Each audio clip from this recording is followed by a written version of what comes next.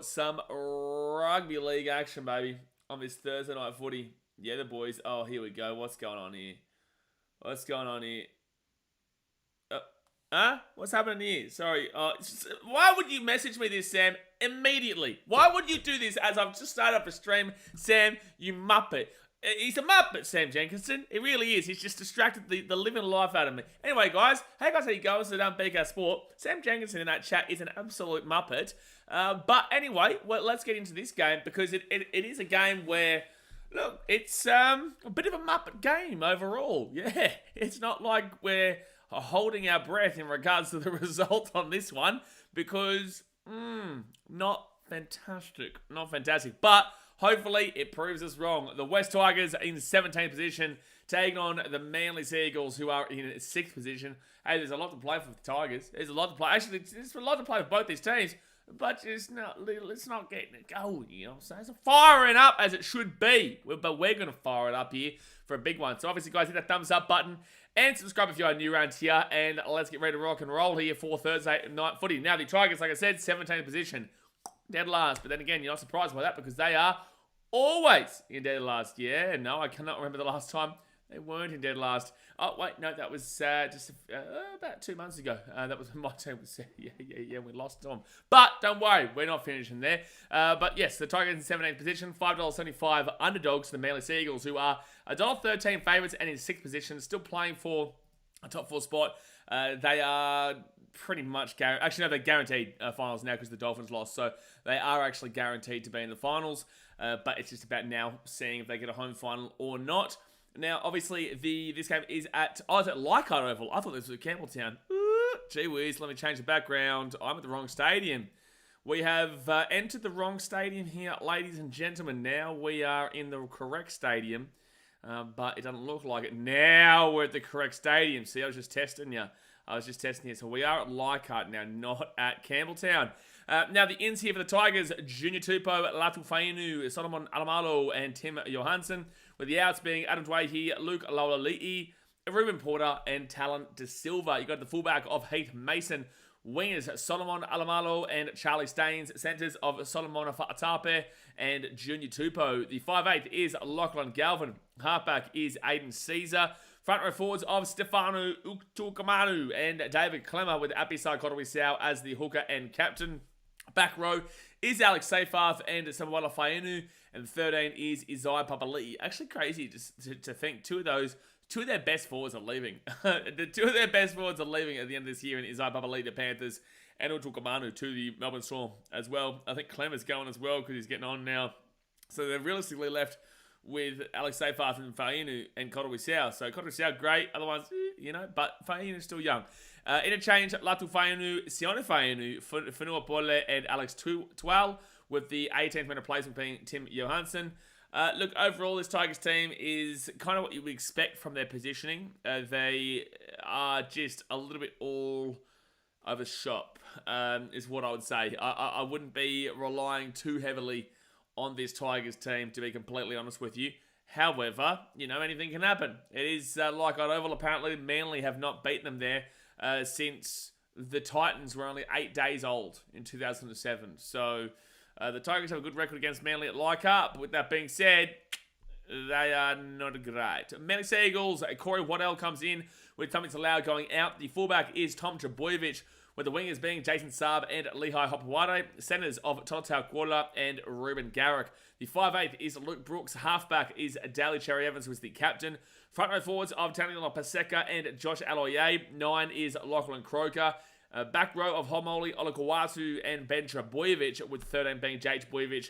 Interchange of Gordon Chankam Tong, Ethan Bullimore, Nathan Brown, and Corey Waddle, with 12 Sipley as the 18th minute replacement. Obviously, Luke Brooks coming back into the scene tonight to take on his old team. The first time he'd be back here at a Tigers home game, obviously not playing for the Tigers. So it's going to be interesting to see how he does get on, especially against his replacement, Lachlan Galvin, who has been doing some really good stuff. Obviously, the Tigers have a lot of 5'8s, a lot of halves on the books. You got Galvin, you got Caesar, you got Latu Fainu, you've got Jaden Sullivan, and now you've also got Jerome Lua next year. They've got about 50 million halves, so Luke Brooks going definitely made sense anyway, especially with the form that he was in when he was at this club. But he's been doing well for Manly, that's for sure. He has been killing it for Manly. And look, I think Manly win this game, and I think Manly win 13+. And if they don't win 13+, then well done to the Tigers, because that means that, well, they might avoid the spoon, to be fair. Like, they dead set might avoid the spoon if they win any game from here on out. Because I don't know if the Eels win a game, and it's only 2 points separating them. Actually, let's get to the table right now. So I'm taking Manly 13+.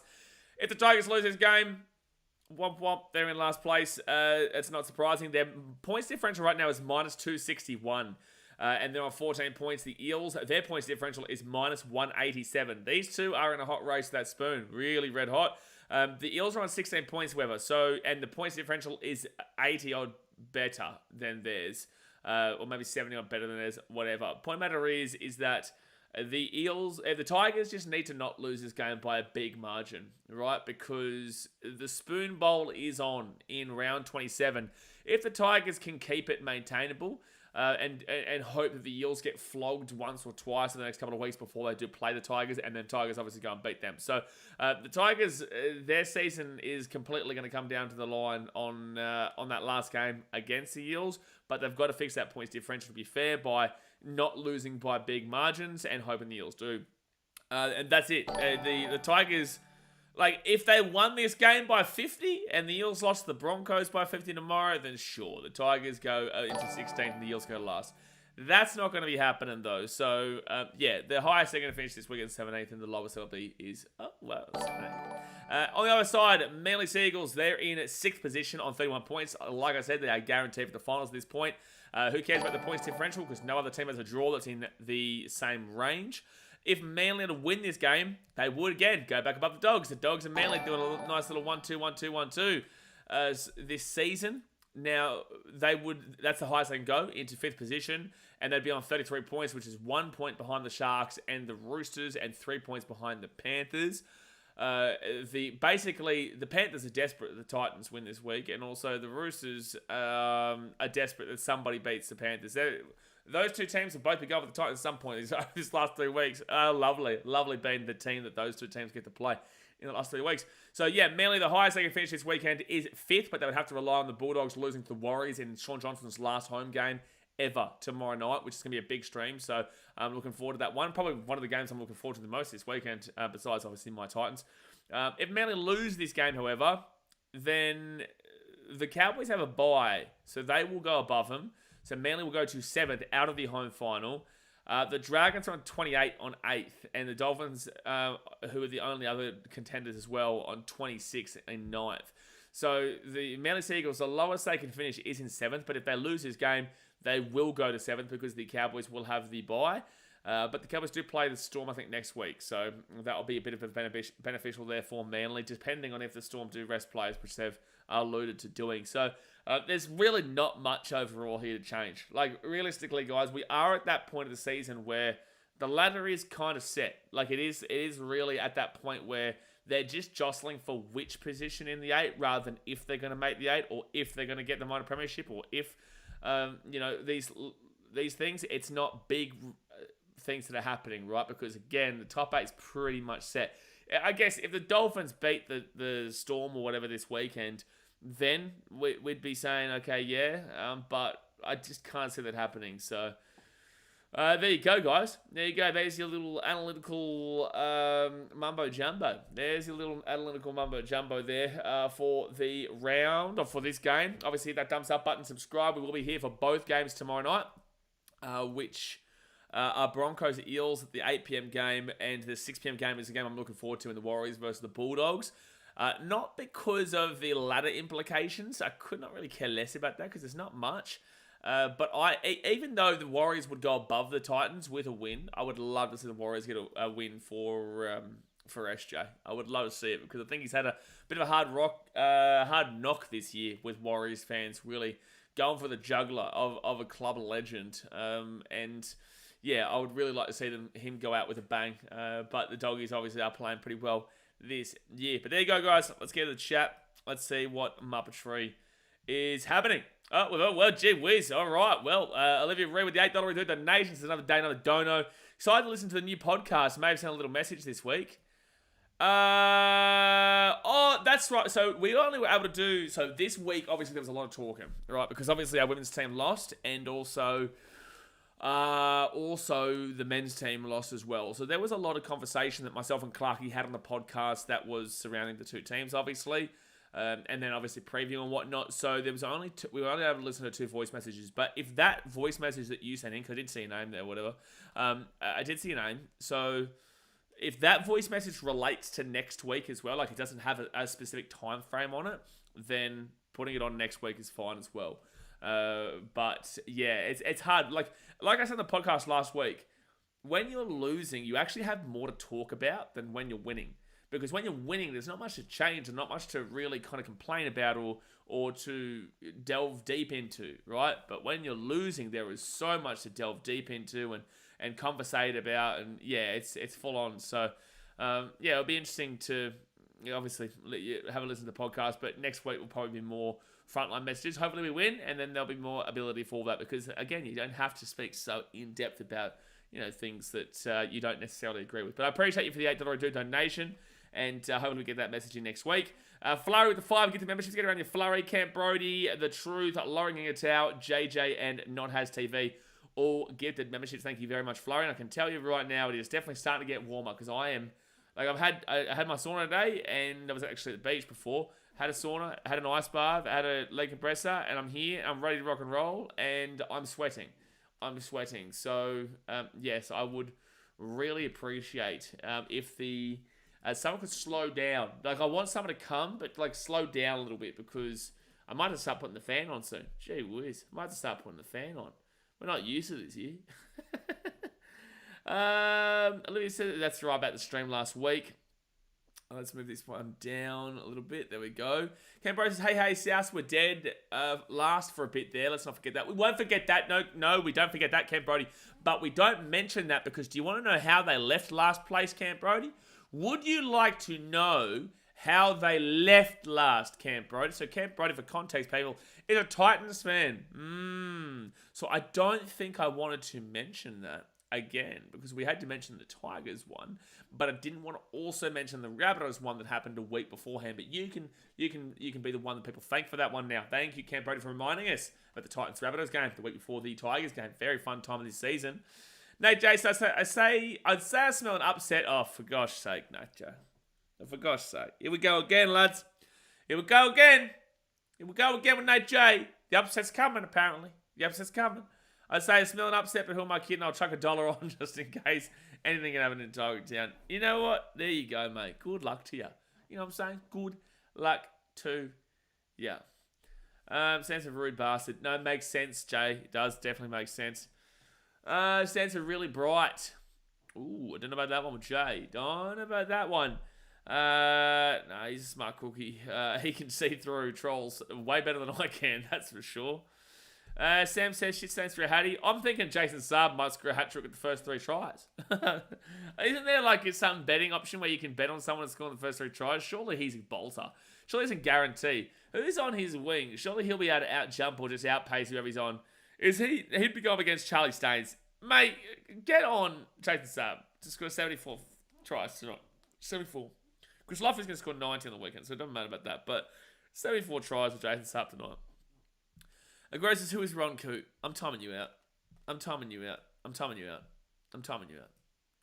Just for a minute, though. I want you to have a word to yourself. I would like you to have a word to yourself, Mr. Aguero.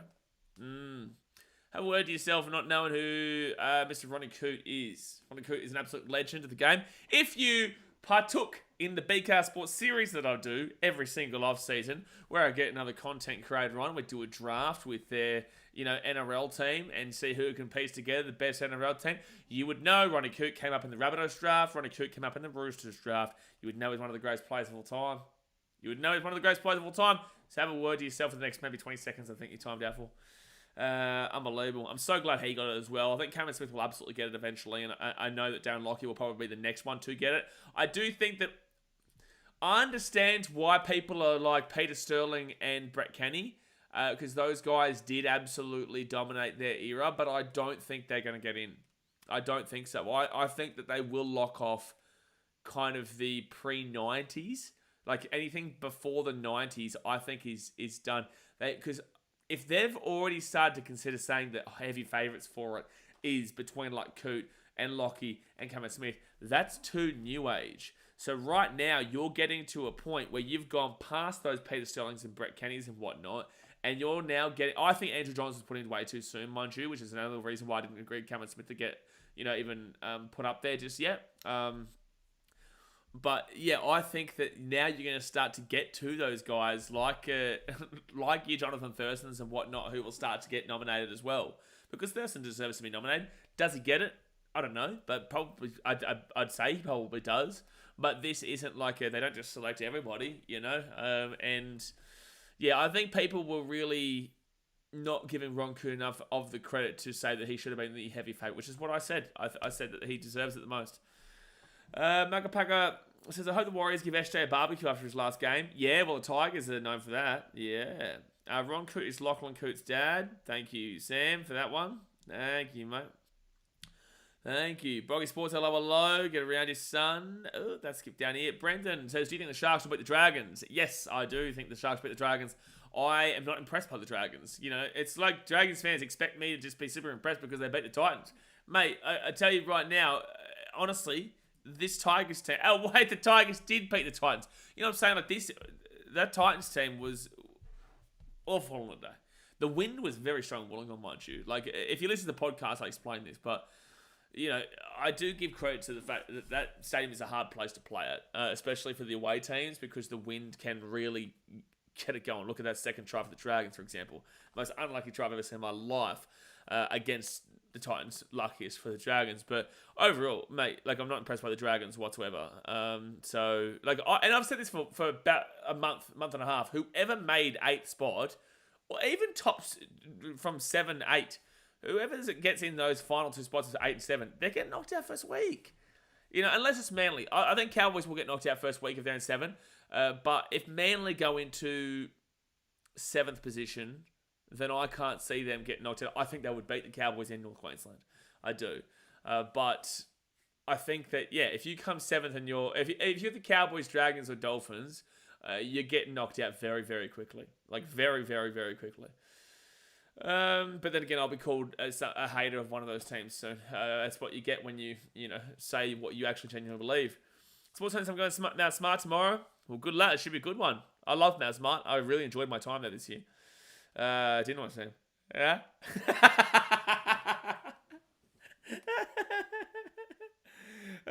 Sam says YouTube needs to add an option to choose who gets a gifted. Yeah, but then you'd have to scroll through 27,000 names, bro. You know what I'm saying? Like, unless you can only choose the gifted for people who are here live, then yeah, okay, I get you. But if you can't and you have to scroll through 27, I got 27,500 subscribers. Good luck. Good luck searching through that. Good luck. Tyrone Barlow says, reckon Sharks lose another game now this season. We have Dragons, Warriors, and Seagulls. I think you beat the Dragons. I think you beat the Warriors. Seagulls, tough one, because I think there's a brookie as well. I might actually give it to Manly there, but I think you beat the Dragons and the Warriors. But Manly, I'm a little bit, how you going on? Because Manly are a bit of a bogey team for the Sharkies. They were previously anyway. I don't know if they still are. I can't really remember their recent results. 10 minutes to go until kickoff, guys. Hit that thumbs up button and subscribe. And also check out BKRtravel. I'll put out a movie review. Actually, you New Zealanders, you Kiwis would love that movie review. It's about Kawhawhai Tonu. You struggle with that end. It's a movie review about the Māori culture. It's a really good movie. I really enjoyed it, but you'll hear about that in the podcast. In the video. And also, I put out the first episode of the 75 Hard. Well, kind of the prelude to it anyway. But there's a couple of videos there for you guys to check it out. But yeah, look, I think, Sharks should beat Dragons and Warriors. It's an end of season type question. Okay, sweet. Well, then we can put it in next week. Nate J's awesome Thursday night footy on TV. Better fix me aerial up. Oh, yeah, massive game, Nate J. Massive game, mate. Really looking forward to this absolute blockbuster. Daz mate says, does anyone know the reason why my glorious King Ben Barber wasn't announced as the 14th Immortal? Or at least a Hall of Famer last night? He's been retired more than 5 years. I'm actually more disappointed that Will Zillman's name was not put up on the Immortal selection process, and I think that Keanu Kinney is also so good right now that I think we should already be starting to put him down into the Immortal category. No, I definitely believe that. So, unfortunately, Ben Papa doesn't equivalent, it doesn't get on that same level as Will Zillman's and Keanu Kinney's. But Ben Papa was great in his time, Daz. I really appreciated his time, but it's just not on that level, you know what I'm saying? I know you can kind of understand what I'm getting at. Not at that level. Keanu Kinney, Will Zillman, Ben Papa. You know what I'm saying? I know you know what I'm saying. Dale Base is cooling down a bit in the Northern Hemisphere. But it's getting hot here. It's getting hot up in here. Down here in the Southern Hemisphere. You see the bullshit sub come out with about the 100-metre race? Yeah, Manly are not making the grand final. Manly just aren't making the grand final. They're a competitive team. They're not a grand final team. They're not a grand final winning team. But Jason Saab, I think he's... Yeah, I did hear a few things about... I'm not going to get into it because it kind of calls another creator out. But I did hear not a creator, but a person in the industry, that they're a little bit upset that the NRL is deciding to do the 100-metre race, is what I will say. Campbell says, no, I don't remember what happened. Shame about that spontaneous memory loss, isn't it? No, that's why. That's why you got to think, I have been around the rodeo. It's not my first time here at the rodeo in regards to not shitting on my club. Yeah, so if I don't mention something, it's probably for a good reason. Yeah, it's probably for a good reason. But it's t-shirt weather. You're lucky I've even got a singlet on right now. You are lucky. Everyone here is lucky I've even got a singlet on right now. Flurry says better meningitis. I don't know what's happening there. Daniel Bates says, who else have West signed for next year other than Luai? Oh, that's a good question. I don't know. I don't think they have anyone else really. Can the comment section let us know? I'm sorry, the Tigers aren't exactly on my forefront of my mind. Who else have the Tigers signed besides Luai? Because their forward pack is looking really how you're going next year unless they've signed somebody. Dazbase says, I want to time him out for 24 hours because the amount of Muppets I've seen say who is wrong Coot in the last 24 hours. Well, the thing is, though, is that you can really separate. I'm sorry, Guerrero, you're going to have to get thrown under the bus here. But you can really separate the genuine, true, long-term, devout fans of rugby league who care about knowing about the history, who care about knowing about the sport, and who care about knowing about, everything involved, whether it was before their time, during their time, I can't say after their time, but before their time.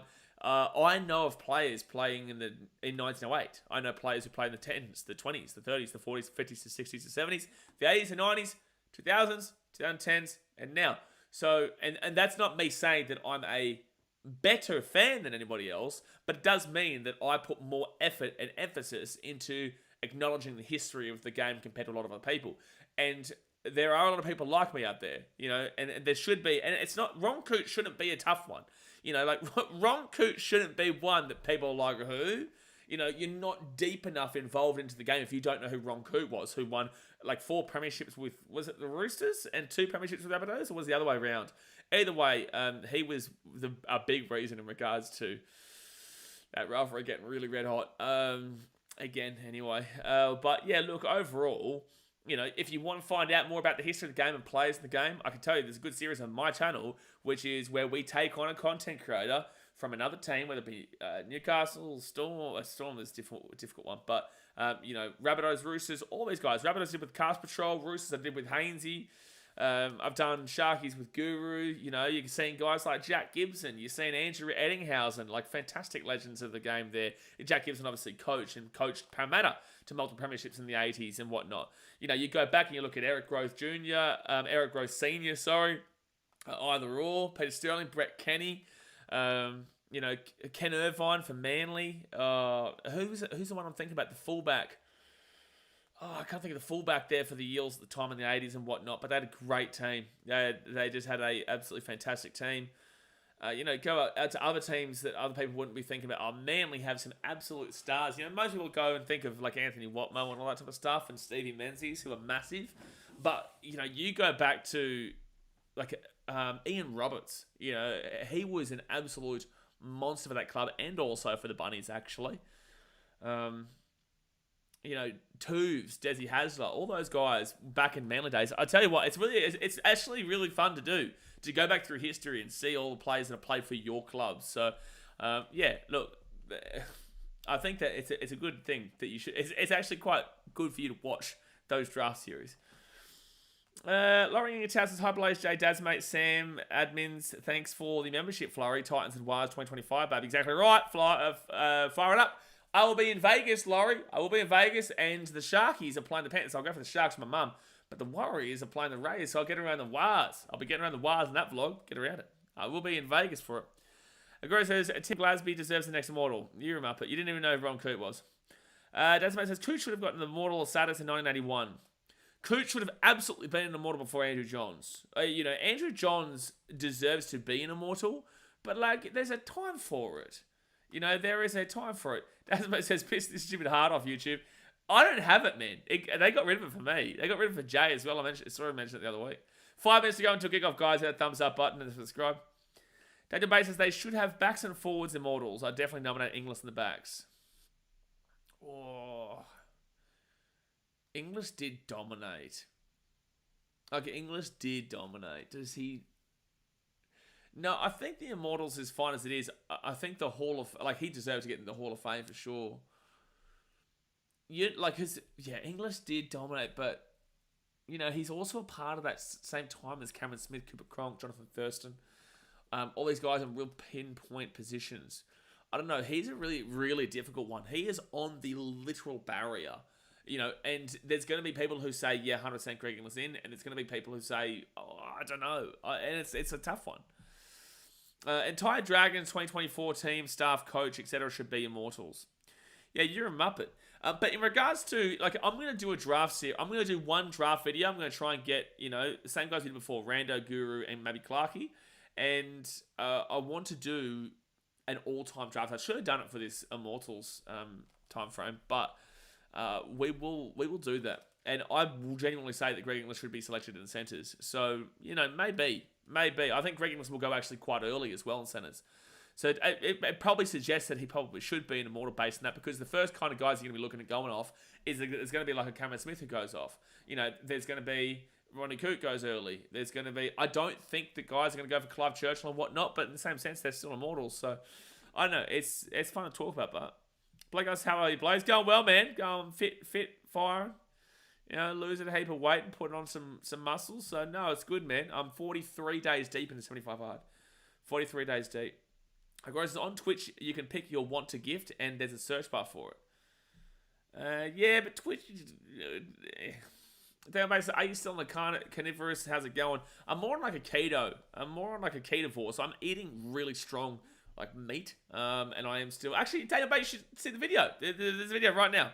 Chuck it over. Go BKRtravel right there. Pin comment. There is a video. I put it up on Monday. Skill issue Daz. I don't have the heart. Surely Jamal Idris before Barber. Oh, shit. Jamal Idris, Immortal. Jamal Idris ever became Immortal, I tell you what, I'm leaving. I'm moving to Chicago. I will absolutely move to Chicago. If Jamal Idris ever became Hall of Fame, let alone Immortal, I'm moving to Chicago. I'm done. I'm done with rugby league. I'm done with rugby league. IFRU Rice says, what is the best stadium? Campbelltown or Leichhardt? I'll take Leichhardt over Campbelltown. Sorry, West fans, but I'll take the Balmain side here. I don't think either of these stadiums are good, but I will take Leichhardt over Campbelltown, yeah. Yeah, Campbelltown. I've been to Campbelltown for ages, actually. I'd say 2019, 2018 was the last time I went to Campbelltown. I was there at Leichhardt, Tommy Tucker's Fabry. Yeah, but I'm not going to call that out, bro. But in regards to Leichhardt, yeah, it's okay. It's fine. But it's just better than Campbelltown. I was there a couple of weeks ago. Camp Bro says, I'd argue Jordan Rankin should... Okay. No, Jordan Rankin. Manly walking out of the field here. Jordan Rankin. Did I think that I would see his name come up on an Immortal list today? I didn't think so. J94 is a bit rude that Tigers fans will boo Luke Brooks tonight. He tried his best for that club. They should be happy for him. First year away from the Tigers and will play his first ever semi-final this year. Yeah, I don't understand it. I don't understand why it would happen. It had to happen. It benefits their club. So I don't understand why Tigers fans would be upset at Luke Brooks. Yes, he didn't get to the finals, but as you've seen here with Manly, it wasn't Luke Brooks. Luke Brooks wasn't playing well, but he was a scapegoat. You know, look at their team from the last 5 years. This team has not made the finals since well before Luke Brooks actually joined the club too. They hadn't made the finals since 2011. So, like, why would you blame Luke Brooks for the unsuccess when clearly previously, in previous years, they also didn't make the finals without him? So, yeah, I don't get it. I'd be happy for him. Just like I'm happy for my boy Toby Sexton right now, who was at the Titans and now he's at the Doggies. I'm not going to boo him. We have a bit of banter and we talk shit to each other on the field, but I'm not going to boo him. You know, like that's just... But then again, that's a different relationship to what Tigers fans would have with their players and opposition players and whatnot. But I'm just saying, like, I have respect for the majority, 95%, 99% of players from the Titans who have gone elsewhere. And I say 99% because there are some that have disrespected the club. It's the last 100-metre sprint race was in the rain on an athletics track. Jeez, imagine the lawsuits these days. Yeah, for sure. Yeah, no, I agree. I'm going to skip a few down. Togosan Taruva, thank you, Tyrone Barlow and NRL Statistics. Yeah, Taruva, Jarrell Skelton, and Jarrell Skelton and Jerome Luai. But all right, the game has kicked off here, guys. Bang, thumbs up, bang, subscribe, and it would be first tackle in for the Tigers at the 20. Daniel Bates, I've heard of Coot. He's mentioned a lot as one of the best. I've heard that a lot. He became an Immortal last night. He was a real, just crazy lock forward. Take the ball back, second tackle at the 23. He was a crazy lock forward for East and South Sydney. And actually probably would have been... How old are you, Daniel Bate? I think you're about 10 years older than me. I'm 94. Or are you 10, 15 years older than me? I can't remember. But... Because I think that's still a little bit before your time as well, actually. Paul Carriage, J.A. J.A.'s Paul Carriage. Anyone who knows that reference, another legend from Para. Paul Carriage. Isn't he the one that had that awful grand final where he, like, against the Dogs, or... I can't remember. I'm 54, so 24 years older than me, Daniel. So, Ronnie Coote's probably still... Yeah, Ronnie Coote's probably still... Because Ronnie Coote was like... Oh, jeez. Yeah, I don't know. I'm surprised you don't know. Oh, Manly loses the ball, but it goes backwards, and Cherry Evans get the ball here at the 45. They're going to say knock on. Knock on Manly. Knock on Manly, Manly. Well, we all Tigers, they're firing up at the moment. They are firing up at the moment. Paul Carriage, what a man. Yeah, 64-71 and then 72-78 for Ronnie Coote. So... You would have been right on the edge. You would have been right. They're challenging this Manly. Within a minute and a half, they might lose their challenge.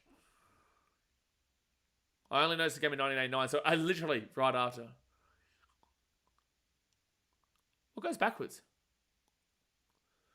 But it goes backwards. Wow, they've lost their challenge in a minute and a half, but did that not go backwards? Yeah, no, I agree. Dad's mate says it's going to be an unsuccessful challenge. Manly just lost it. I thought that went backwards. Dad's mate says the only person I disagree on last night was Les Boyd. Bloke was an absolute muppet on the field. Yeah, absolutely. He was respectful in his chat last night, but as a player, he was a gronk. Like, he was a grub of a player.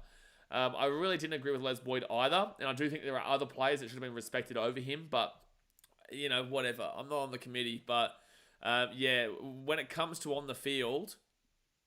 Les Boyd was an absolute grub.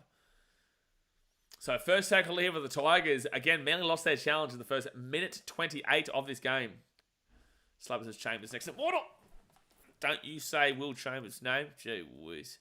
Second tackle. 6 again for the Tigers here. Aiden Caesar underneath to David Clemmer. And Clemmer's going to be 30 metres out of the line. First tackle.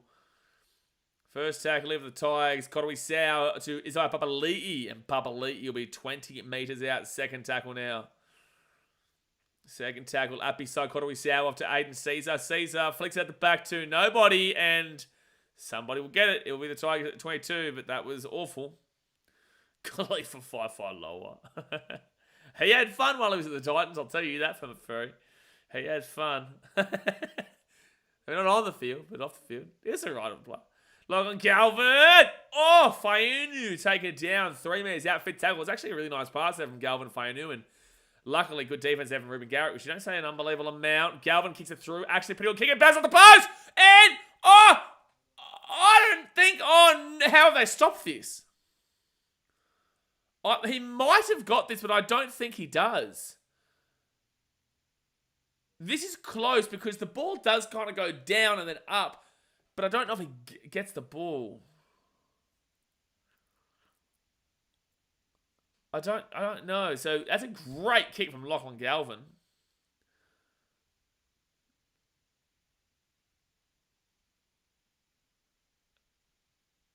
Galvin to Caesar, Tom Trebojevic all over the top of him. They come in underneath. Oh, I don't know. Oh, Utu Kamanu's body is blocking to see if the ball touches the ground. This is, here we go. This might show it. Oh, it's going to block it as well. I don't think it does. I think he's held up. Oh, this close. Yeah, it's a no try. That is so unlucky there for the Tigers. I don't know why Caesar's complaining. It doesn't touch. So, yeah, tell him, Warren Smith in the commentary. Tell him. Yeah, tell him that Dragons try shouldn't have been a try last week. I love that from the commentary. Love that. Doxo4 says, would love to see Jamie Lyon to be inducted in the Hall of Fame. Jamie Lyon was a good player. Jamie Lyon was a good player for multiple clubs, obviously mainly for his Manly days. Do you reckon he deserves it? Like Hall of Fame, though? It's pretty big. I was terrified of Inglis and I was thousands of miles away. I did see him absolutely clatter a Kiwi in the World Cup match at Coventry a few years ago. He could defend too. Yeah, Inglis is a big boy, man. Cherry Evans to right-hand side to Olakawatu. And Olakawatu to the 33, third tackle. Yeah, Greg Inglis was... I would make the argument for it, but there is... Like, there are guys that you will guarantee. And those guys are going to be Darren Lockyer. And a guarantee will be Cameron Smith. Oh, 40-20 attempt here from Manly. Oh, a little sneaky, but that was... It's a good kick regardless, but it's not a 40-20. Oh, no. Jeez, it went backwards. Very, very luckily there for Heath Mason. First tackle at the 10. Like, Cameron Smith is a guarantee. And Darren Lockyer is a guarantee. And then I would say Jonathan Thurston is a guarantee too. But is he a guarantee? He should be. He's close enough guaranteed alongside guys like Cooper Cronk. Cooper Cronk should be. K94 did you like Caesar when he was at the Titans? Yeah, I used to flog him with FIFA all the time. If he sees this, he'll like that. Fit tackle at 35. I used to slap him at FIFA. So, Lachlan Galvin gives it out right-hand side. They've actually got space here, and Tapa didn't pass it. Then he passed it to Galvin. It actually kind of worked out in the end. The Manly will only get the ball at the 20 rather than... They probably would have got the ball at like the 30 to 40 if they didn't do that. It actually wasn't too bad. The Tigers are just trying something at the very least. So, second tackle here for Manly at the 32. Someone says, hoping the Tigers don't boo when Brooks gets the ball would be pretty shameful. I will tell you right now, from everybody else's perspective, I agree. But from a Manly fan's perspective, I do not think that Manly fans have any right to tell anybody else not to boo when they boo absolutely everything at Brookvale. And I mean everything. It's like your fan base does not understand the rules of rugby league whatsoever. Like, it's like you just boo because it's like booing is chanting for Manly at Brookvale. It really is something else. It's crazy. Oh, that's played out. That's going to be 6 again here for the Manly Seagulls. Yep, 6 again. 15 minutes out. So, from everybody else, from all 16 other teams, or 15 other teams, not inclusive of the Tigers, I agree with you. But if you're a Manly fan and you're saying not to boo, Manly fans cannot tell anybody not to boo because they boo everything. So, third tackle now at the third. That's a penalty. 6 again, yep. So, Lachlan Croker, he'll go left-hand side of Trebojevic. Jake Trebojevic taking down 5 metres out here from the line. Or I'm feeling, they go short. Oh, I don't know about that. One! Oh, it nearly happened, actually. Paseka, half a metre short. That's because half of Brookie is drunk. Doesn't matter. Like, it's ridiculous. It makes no sense. Luke Brooks here. Would love to try him. First try for Luke Brooks, but Tom Trebojevic was taking out the 5, second tackle. I'd love Luke Brooks to score the first try this game, or just a try in general. Luke Brooks to Lachlan Croker. Croker at the back here to Jake Trebojevic, and he'll be 13 metres out, third tackle. Not the greatest attacking from Manly right now. They might spread out right-hand side now. That's exactly what they do. And at the back here, they give it off. And Garrick, Jason Saab. What did I tell you first try? What did I tell you in regards to Jason Saab? I said he's scoring the first three tries in this game because guess he was going up against Charlie Staines. And bing bong, ding. Wow! Olivia Reed. But not only have we just gone with the bing bong ding dong of a try there for Jason Saab and the Manly Seagulls, but Olivia Reed with $160 and 2 donations as Vegas was looking a little pale. We're slapping Vegas down. We appreciate that, Olivia. Thank you very much. That is awesome. Thank you very much, Olivia. But there was a try, and yeah, there you go. I told you Charlie Staines, man, on his wing. Jason Saab was going to score like 3. He's going to score like 3. Well, there you go. Thank you very much, Olivia. That's awesome, man. Like I said, when we're getting donations like this, you're getting to decide. We're going to chuck like $50 or $100 down on whatever you want on the blackjack on the table there in Vegas, and we'll put it on the vlog. But I've got to sneakily have my phone out because you're not allowed to film in casinos and stuff like that. But Jason Saab scores the first try of the game. Is 4-0 here with a kick to come. Sports Science, Anthony Don was always underrated. Anthony Don's the GOAT. Charlie Staines defensively, that was... in slow motion, it's even worse. In the dictionary under legend is a picture of Olivia. Olivia is a legend. Olivia is absolutely a legend. Absolutely a legend. And, slapped it. Ruben Garrett from the wing, from the sideline. Boop, boop, boop, boop, boop, boop. Unbelievable. So 6-0 here. 6-0. Try number 11 there for Manly. Someone's multiple premiership winner as well as captain and goal kicker and scored some pretty iconic tries in grand finals. Yeah, you're right. But also, like, I would have to go through and see who has been and who hasn't been announced yet. Yeah, I would. I'd have to go through. I should have live streamed last night, to be honest with you. I really should have, but I just didn't think about it. I should have live streamed it. But yeah, I would have to go through and see who has been named all time and who hasn't been named and whatnot. Someone says, why? Doing Luke Brooks, what class from Tigers fans? Again, no. Manly fans, you boo. You boo more than you chant for your team. And that's a fact.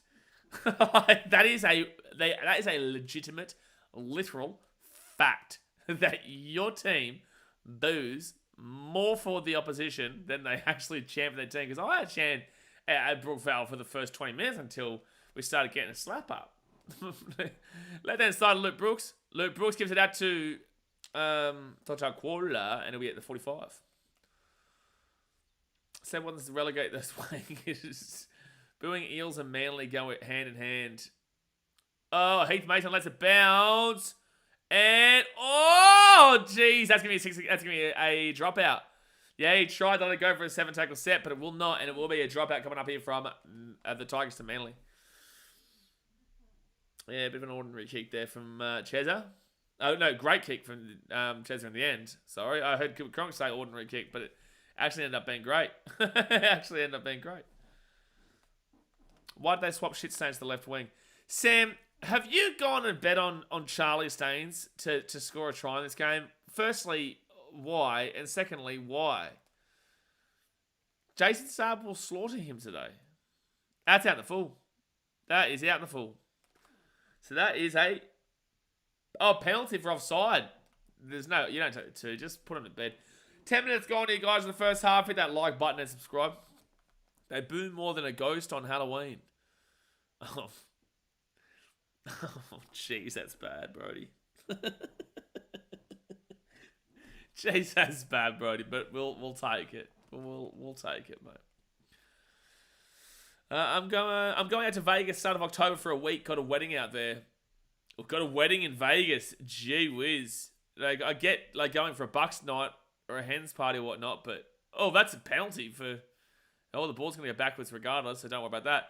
Lachlan Croak will bring this ball out to the 20. It'll be second tackle. It was a penalty for swiping at the arms. But that's ballsy, actually, having both the bride and the groom in Vegas. When you're getting crazy, like Vegas can do. That's very ballsy. It's where sometimes Trebojevic looks at the ref like he's not allowed to be tackled. Sherry Evans to Luke Brooks. Luke Brooks at the back of Tom Trebojevic. Tonta Kuala gives it off, and it's another try on the other wing to Lehigh Holowati. 10-0 with a kick to come. Well, Tigers, I don't know how you don't avoid this spoon if you get flogged in this game. Like, who do you play next week? If they get, like, it's 10-0. If they get flogged in this game, the Tigers next week... Oh, no, they have the bye. I didn't realise this. Oh, I thought, don't worry. I thought, geez, okay, don't worry. It doesn't matter. They're just going to hope the Broncos don't lose the Eels. Don't suppose there's a spoon bowl. No, I know that, but my brain wasn't connecting that the bye was sort of come for the Tigers next week. So my brain was saying their points differential is so bad that their points differential is so bad that I don't know. I thought that they weren't going to be able to jump over the Eels, but don't worry about that. Don't worry about that. They'll lose the bye next week, mate. Potentially, to be honest with you. Don't worry, 2 days' time is 24-8. So let's laugh then at the Broncos. Oh, yeah, 20. That's a good point. I didn't even realise that. Rain says, contact Tim. What's contact Tim, Rain? Who's Tim? Who am I contacting? Oh, come on, Tom. I thought you were telling me to call someone. So that's going to be a missed kick there from Garrick. And we say 10-0 here to Melly. It's shocking, mate. What'd Flurry say? How long ago was the last Hall of Fame? I think 2018. I think 2018 was the last announcement, which was for... I actually can't remember. Who got it in 2018? Who was announced as the Immortal in 2018? I'm going to put money on a draw for the Spoon Bowl most fitting result. No, because then the Tigers get the spoon. It would be so funny if the Eels, oh, that's out in the full. Oh, very unlucky there for Manly. That was very close. Yeah, I would prefer to see, because like the Eels, their fan base was really getting into people at the beginning of this year, saying, "Oh, we're good now.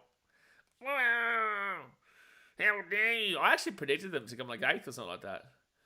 I think I put them in the top 8. And there he says, "You got us too low." Hey, dick. I got you way too high. 4th tackle at the 40. Oh, Mal. Yeah, okay. Sherry Evans gives it off here to Aloye. Change the poll, I mean. I'll change the clock. Change the poll to Manly or the clock. Might as well. Could do that. We'll leave it, but could do that. So Cheza will put this ball, and it will be Heath Mason taken down at the 15. Why is it telling me that I've got too much application storage or some shit? Brendan says, I want to tell you that spoon again so we don't hold the record. Oh, with the 3 spoons in the row. Yeah, but like, with that being said, Brenton, I would still have the Tigers as the second. That's penalty. That's penalty, yeah, for sure. Absolutely didn't clear the ruck. So penalty Tigers at the 25. I would still say all time the Newcastle Knights of the 2010s were the worst team I've ever witnessed in my life, and I think they will go down as the worst team that ever played rugby league. I think that Knights team was way worse than what this Tigers team is. This Tigers team, for the most part, still competes pretty heavily in games. Not this one, obviously, and there has been, surprise results, but the Knights just never did anything. Like, at least at the beginning of the year, the Tigers gave their fans a little bit of hopefulness. They gave their fans a little bit of something. That Knights team back in the mid-2010s was just appalling. It really was. Abiso Conway, Seattle was Papali'i. But then again, this Tigers team next year could also be just as bad, if not worse. Because they're losing their forward pack. They're getting Luai, but they're losing their forward pack. Charlie Staines, he'll get slapped down at the 20. I think Staines is playing centre, by the way. I think Alamaro was playing wing and Staines playing centre. Oh, is that knock on? No, fit tackle here. 10 metres out from the line. Would you disagree with me, Brenton? Galvin. Oh, Staines gets it out. That's a try to... Is it Alamalo? Oh, forward. Oh, no. Oh, it was actually not too bad until it ended up being bad. That will be full. That was great. Yeah, it was great hands from Staines. That was great hands from Staines. Yeah, so Junior Tupou is playing. I thought Junior Tupou was going to the Dolphins. Am I wrong? Wasn't Junior Tupou meant to go to the Dolphins or something? Olivia Ree with another dono, $8 donation, says, where can I buy a blue-flavoured pop-top? And would you condone me putting it into a window cleaner bottle? What? No! What are you talking about? What's wrong? What? Window cleaner bottle of... I'm going to go back to the stream here. What just happened? But thank you very much for the $8 donation, Olivia. That was interesting. So, though, he's going to the fence. So I was right. Okay. Because wasn't he signed last year? Like halfway through last year or something like that? I swear, I thought he was going this year. I don't know. Oh, that is awful from the... Oh, jeez. Second tackle taken out the 40 for the Tigers. Olivia's cooked. Olivia's cooked, mate. Yeah, Olivia's cooked. Olivia is cooked. I took a weird turn. Took a little bit of a weird turn. Oh! Yeah, who took a Manu? Good strong run, broke 2 tackles. Got the ball at 25. It's fit. 4 tackle. Conway Sow quickly to Galvin. Caesar to Galvin. Galvin across. And Charlie Staines flicks it back. And that's an intercept there to Sherry Evans. Yeah, that's 2 pretty poor passes there from Big Charlie. Hey, well, Sam, well done. I'm betting on him to score first. Or score a try, because very clearly you are a Muppet Amundos. Emmanuel says, the Knights in the 2010s never lost 74-0. They lost 62-0, but at least it wasn't 74-0. Also, the Knights did not win 66-18. The Knights did not win 66-18. It's always funny seeing Emmanuel's profile picture. I'm literally talking to me. Oh, man. I'm literally talking to me. Luke Brooks here. He'll kick that ball down. Beautiful kick from Luke Brooks. Wow, that's an unbelievable kick there from Luke Brooks, which puts the Tigers back in their own one. Sam says, I didn't bet on him. Okay. No worries, buddy. You know what I'm saying? You know, don't worry, we'll get you through this tough time. That's a penalty to the Tigers. That is a penalty to the Tigers. This game feels like it's going forever. It feels like it's a long game. Someone says, am I being stupid or is Staines playing the centres? If so, what has Benji done? Yeah, Staines definitely playing the centres. This is what I said before. Junior Tupou is playing the wing. Junior Tupou playing the wing. But he does need to be on $1 million contract. Man says, thanks for putting this game free to wear. It's a thrilling contest. I just don't understand why before the season started. But then again, they do these decisions based off of independent contractors and shit. But also they do get Fox to kind of weigh in and whatnot. But where was the decision? Who was the one who made a decision to put Tigers Manly Thursday night? Who was the one who ever put Thursday night Tigers Manly? Oh, that's forward. Jeez, they didn't call that forward. That was about as forward as Jared Goff passing Detroit Lions.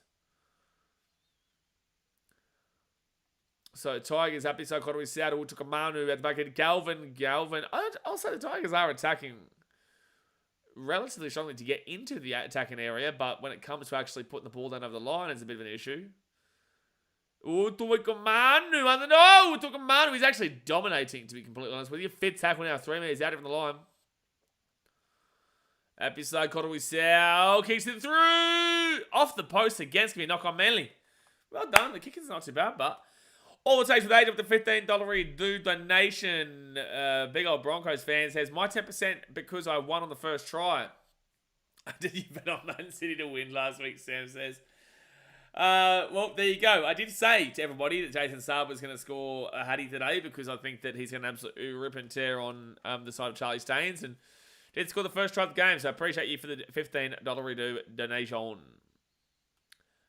Someone on Amigo said I should try. Did they delete Amigo? But thank you very much, AJ. Didn't Amigo get shut down because of all the like pedophilia and stuff? I swear Amigo got shut down and they had like a whole thing about it. Would they bring it back? So the Tigers here, 15 metres out here from the line. It's going to be Heath Mason, who's now 8 metres out. It's a penalty. Yeah, that was dreadful from the Tigers. They didn't organise a single strategy play, anything just then. That was just ridiculous there from the Tigers. 20 minutes gone here, guys. Hit that thumbs up button and subscribe if you're new around here. Doxo4 says, Josh Aloier is making me question things. Josh Aloier has always made me question things about the validity of the bloke. He is trying to scam fans of $60 for pay-per-view for 2 times 2-minute rounds, or 3 times 2-minute rounds in boxing against Gal. Utu Commander's tackle breaks in this game is dead set going to be like 8 already. Enjoy not being in the Prem next year, Sam. Wait, are you talking to me? Are you talking about Man City?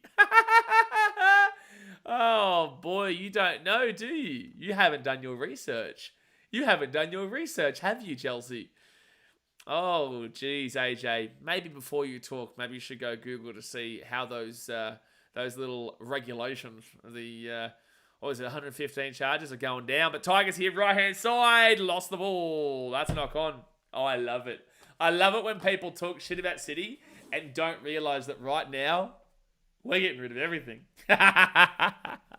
It's beautiful. It's not up in the air anymore. It's not up in the air anymore. But it's all good, though. You can spend $50 billion on players that lose 2-0 to City and also are currently one of the most average top teams that I've ever seen in my life.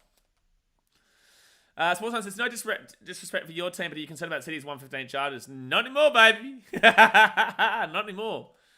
Enjoy that, Google. Yeah, back in the day, I never did it, but I was looking at bucket list ideas and that popped up, so I want to try it. Well, Omegle shut down. Like, if you go on Omegle right now, I'm pretty certain it says, like, oh, we shut down because of all the,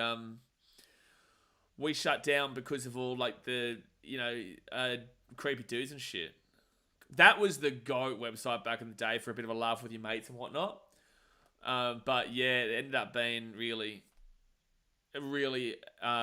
dangerous for young kids online and whatnot. Because unfortunately, the people of this world are not exactly fantastic. Blake Arthur says, your favourite colour happened to be blue. I'm seeing a trend of the team support. Yeah, absolutely. But I am also... Oh, they're away here. Melly. Tom to Bluich. Get on Tommy. Time. Bushka. Tom to Bluich. Scores a try. Right next to the post. It's 14-0 with the kick to come. But Blake, you've also got to remember, I am a Queensland fan. And also Chicago Bulls. But yeah, for the majority of my teams are blue. Gold Coast Titans, Man City, Fijian Drua, Detroit Lions, Geelong Cats. They're dead set. But Brisbane Roar, but, you know, way too much space there. Is that Ethan Bullimore? But Tom Dvojevic goes bang. Oh, AJ's realised that he doesn't want to get into a back and forth about City. Funny that. Oh, boy. Nah, that pass is fine there, Emmanuel. That pass is fine. Great pass by Ethan Mahomes. No, I thought that pass was fine. If anything, it's a pass backwards out of the hands anyway. Oh, you can't say Sharks are my mum. Like, okay, but sure. Like, Sharks aren't my team, though. But I get it. Like, yes, blue is definitely my favourite colour. I've always hated the colour red since I was a young kid because I had to deal with United fans. But I fell in love with Chicago, the city, so that's why I became a Bulls fan and Blackhawks and whatnot. Bulls, Blackhawks, and Cubbies is blue and red, but I would say Cubbies are more blue. For baseball fans, would you say that the Cubs are more blue than red? I'd say they're blue and red, but I would say there's more blue than red. Reigns, I just hit a $98 try-scorer trifecta. Ah, well, there you go, Rain. We're flying. Where's my $9.80 10% donation? Flurry says, so Andrew Johns having a dummy spit because he didn't get to pick the new Immortal. Yeah, Andrew Johns, he's just trying to stir up a little bit of controversy, I reckon. Still slap you 5-0 though, Daz, mate, while Chelsea haven't done anything since 2021. Oh, wait, what's happening here? Don't let that distract you from the fact that Arsenal have bottled the league 2 years in a row. The thing is, I wouldn't even necessarily say they bottled it the season. I would say the year before that, yes. I wouldn't say they necessarily bowled it last season.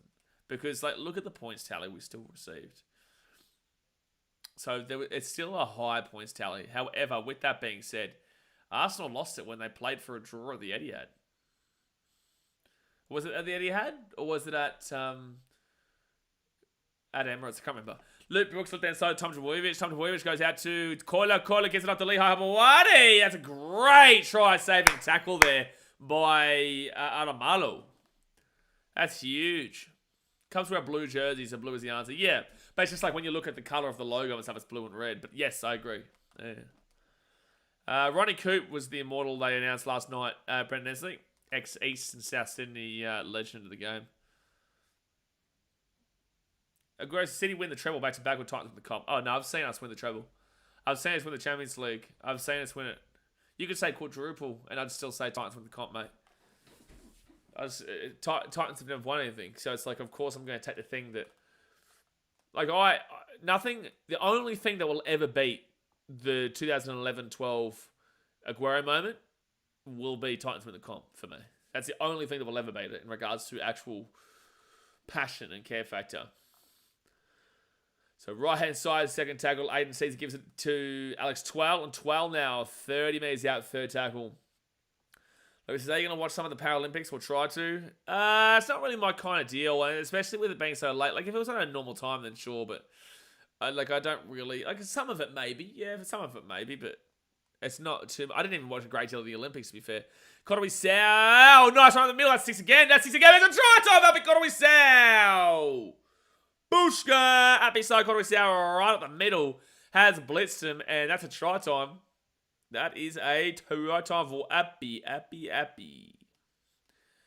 Hey, baby. Ooh, I want to know if you be my girl. Every single time, is it the Tigers? Or yeah, I think this is the Tigers song they play all the time. Who? I want to know. Good song. Grace says, I'm the same with Dragons. Dragons and Muppets. Ronnie Coote, nice. Yeah, Ronnie Coote. He deserved it, man. I thought they were going to give it to Lockie, but I said that Coote deserved it the most. I said this on Instagram. I called it last night. I felt like, for some reason, that Cameron Smith was being spoken about as the heavy favourite, and I was like, way too soon, man. Like, I know Andrew Johns was way too soon. Honestly, the NRL should regret putting Andrew Johns in as quick as they did. They really should. Andrew Johns should... They should be doing it effectively in order, in my personal opinion. Because if you're going based off of all-time, best ever all-time, then yeah, okay, sure, Cameron Smith should get in last night. But he didn't, because they did the right thing. Because if they didn't select Ronnie Coote last night, he was never getting selected. Because now we're starting to get to those players like your Cameron Smith, your Jonathan Thurstons, your Cooper Cronks, your Greg Inglis's, your Billy Slaters.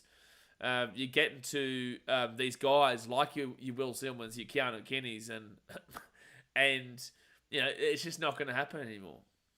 Because I don't know if they ever give Peter Sterling or Brett Kenny, and I don't know if they ever put him in. Because I believe that next one will be Lockie. I believe the next person to get in will be Lockie. Sportszone says, we went undefeated the final month of the season, also undefeated against the Big Six, had the best goal difference and kept the most clean sheets, just lost the league, a couple of Zinchenko mistakes. Now, you lost the league because of City, mate. You lost the league because City are brutal. You lost the league because City just know how to win. So you know how to do it in the crunch. They do. It's a dog song. Happy's happy. Hey, Nath, the upset. You shouldn't put more on it. The Tigers, they're flying right now, son. They're flying. Sam Jenkins says, next Immortal, Sonny Williams. Yeah, big fan of dogs. The dogs fans. Dad's mate would love Sonny Williams. Oh, yeah, woof, woof. Can we get a woof, woof, Daz? Sonny Williams? Can we get a woof, woof, doggies fans? So right-hand side, Galvin gives it off to Safar. He's 30 metres out. Once again, Appy's the only Tigers player that shows up. Got a feel for the bloke. I'd say Utu Kamanu, who showed up today. He's done some good runs and made some good tackle breaks. Soft try, Brent says. I just think it was a really nice try from Appy where he caught them off guard. It's a penalty to the Tigers. I'm telling you, they're on a bit of a roll right now. Oh, Burgess. Sam Burgess is not an immortal. No way. No way Sam Burgess is ever going to be an immortal. No way. Who said Sam Burgess? Flurry said Lockie over Burgess. There's no way you think that Sam Burgess should ever be an immortal. Sam Burgess is absolutely Hall of Fame and was a phenomenally tough player and a phenomenal player, but there is absolutely no world that should ever see Sam Burgess being an immortal. And that's not me disrespecting him. That's just me saying that he's not that level. Now, there are levels to this, and he's at a high level, but he's not at peak level. No way. So Isaiah Papali'i, he'll get taken down here at the 23. Wouldn't that get people into the Immortal who weren't the best out of the selection? Just genuinely curious. What do you mean?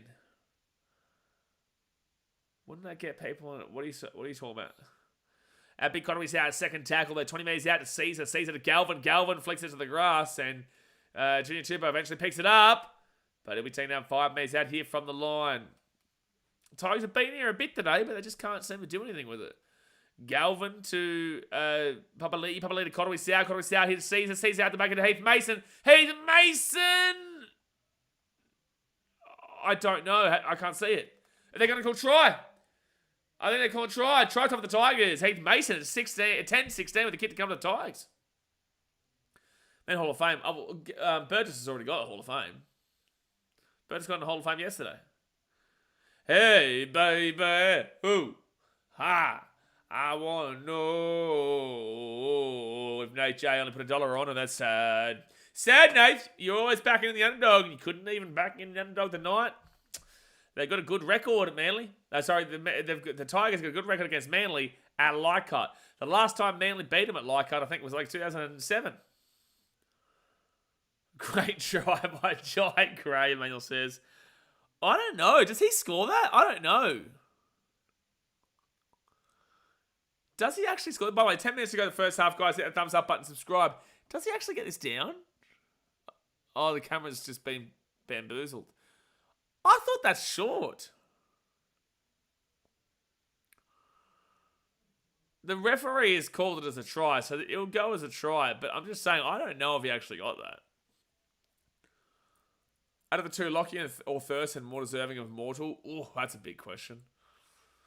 Jeez, that's a tough one. Who's more deserving? Well, Lockyer won, 4 premierships for the Bronx? Thurston won 1 premiership with the Cowboys, 1 with the Dogs, but wasn't really a huge part of that Dogs premiership. I personally would say that Thurston was the better player. Was a part of it. Lockyer was a big part of the reason why the Queensland got off to the 8-year dynasty. And he did go through half of it. Oh, that's a tough one. Because, growing up, Lockie was my favourite player ever. I think they've called try, by the way. Growing up, Lockie was my favourite player ever. But Jonathan Thurston is... Oh, that's really, really tough. I would say the more deserving is Lockie. But I would say that they're both absolutely going to get it. I would say they're both going to get it. But if you held a gun to my head and said who's more deserving, I'd say Lockie based on 4 premierships with the Bronx and also being a part of the same dynasty that Thurston was in with Origin. Good kick from Caesar. Wow-wee. 12-16. Only 4-point game with 9 minutes to go here in the first half. Tigers were down 16-0 and now they're coming on back. Doggies fans, you're chirping for the Tigers right now. You want them to win for sure.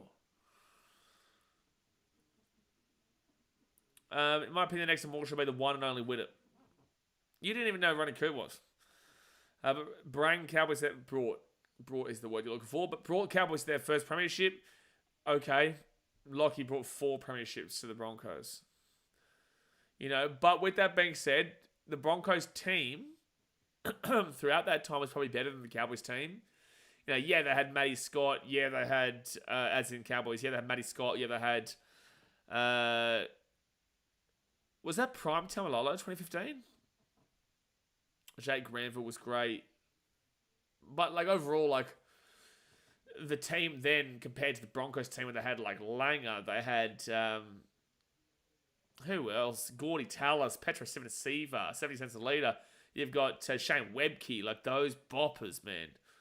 Jeez, they're the guys that they got to work with. I know, it's a hard one. That's another penalty of the Tigers here. Manly, wow. They're so ill to splendor right now. Hot take, Michael Morgan should have got man of the match in that grand final, JT. That's not a hot take, it's a fair take. It's a valid take.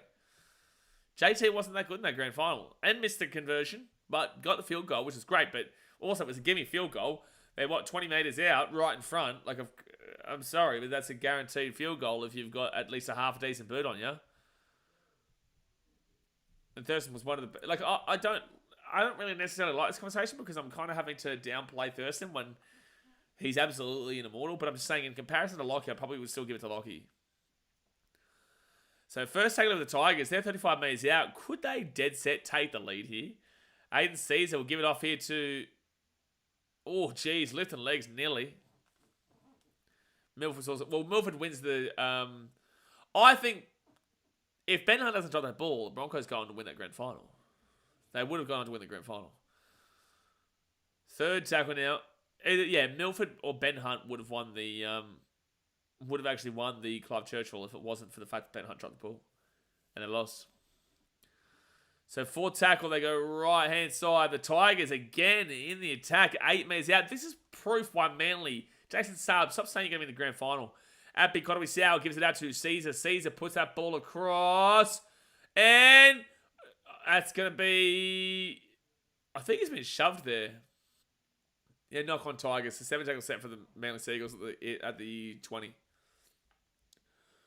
Oh, no, it was a knock on in air outside the in the field play, so it'll be just at 10. I don't actually know if he touched it with his hand. It definitely hit his head, but... Emmanuel says, Roosters fans would have blamed the ref for that penalty, not the player that gave it away. Yep. But Roosters fans can't acknowledge that they won a grand final in 2013. That is very controversial. My favourite NRL player, Pedro. I thought Webke was good, but I put Pedro actually above him. What I call a Rolls Royce forward.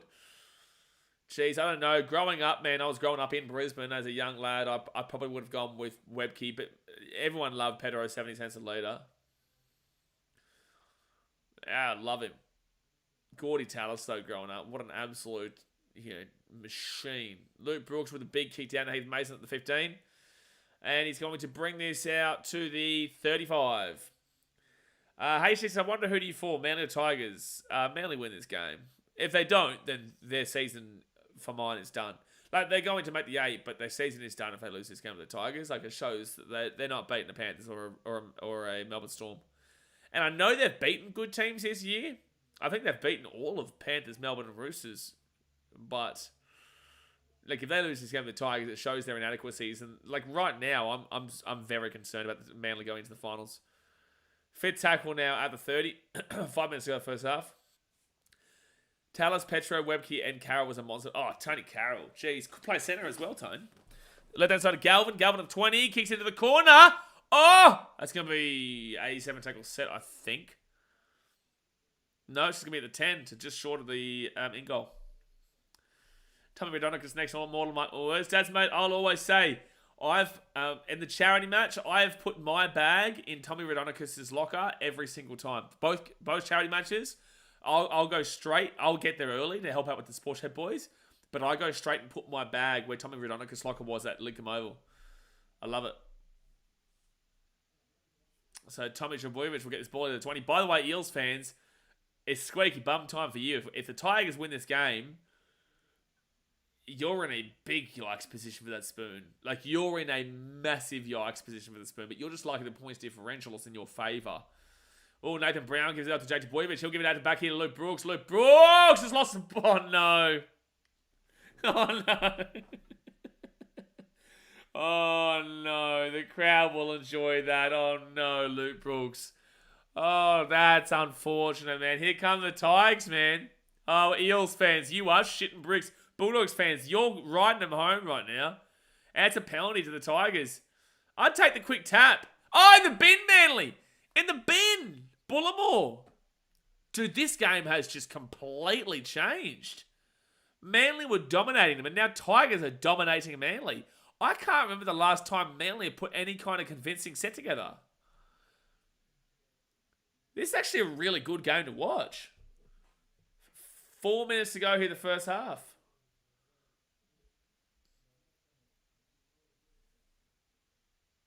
Yeah. Sorry, I just saw a message from Dane Clark. 3.5 minutes to go in the first half.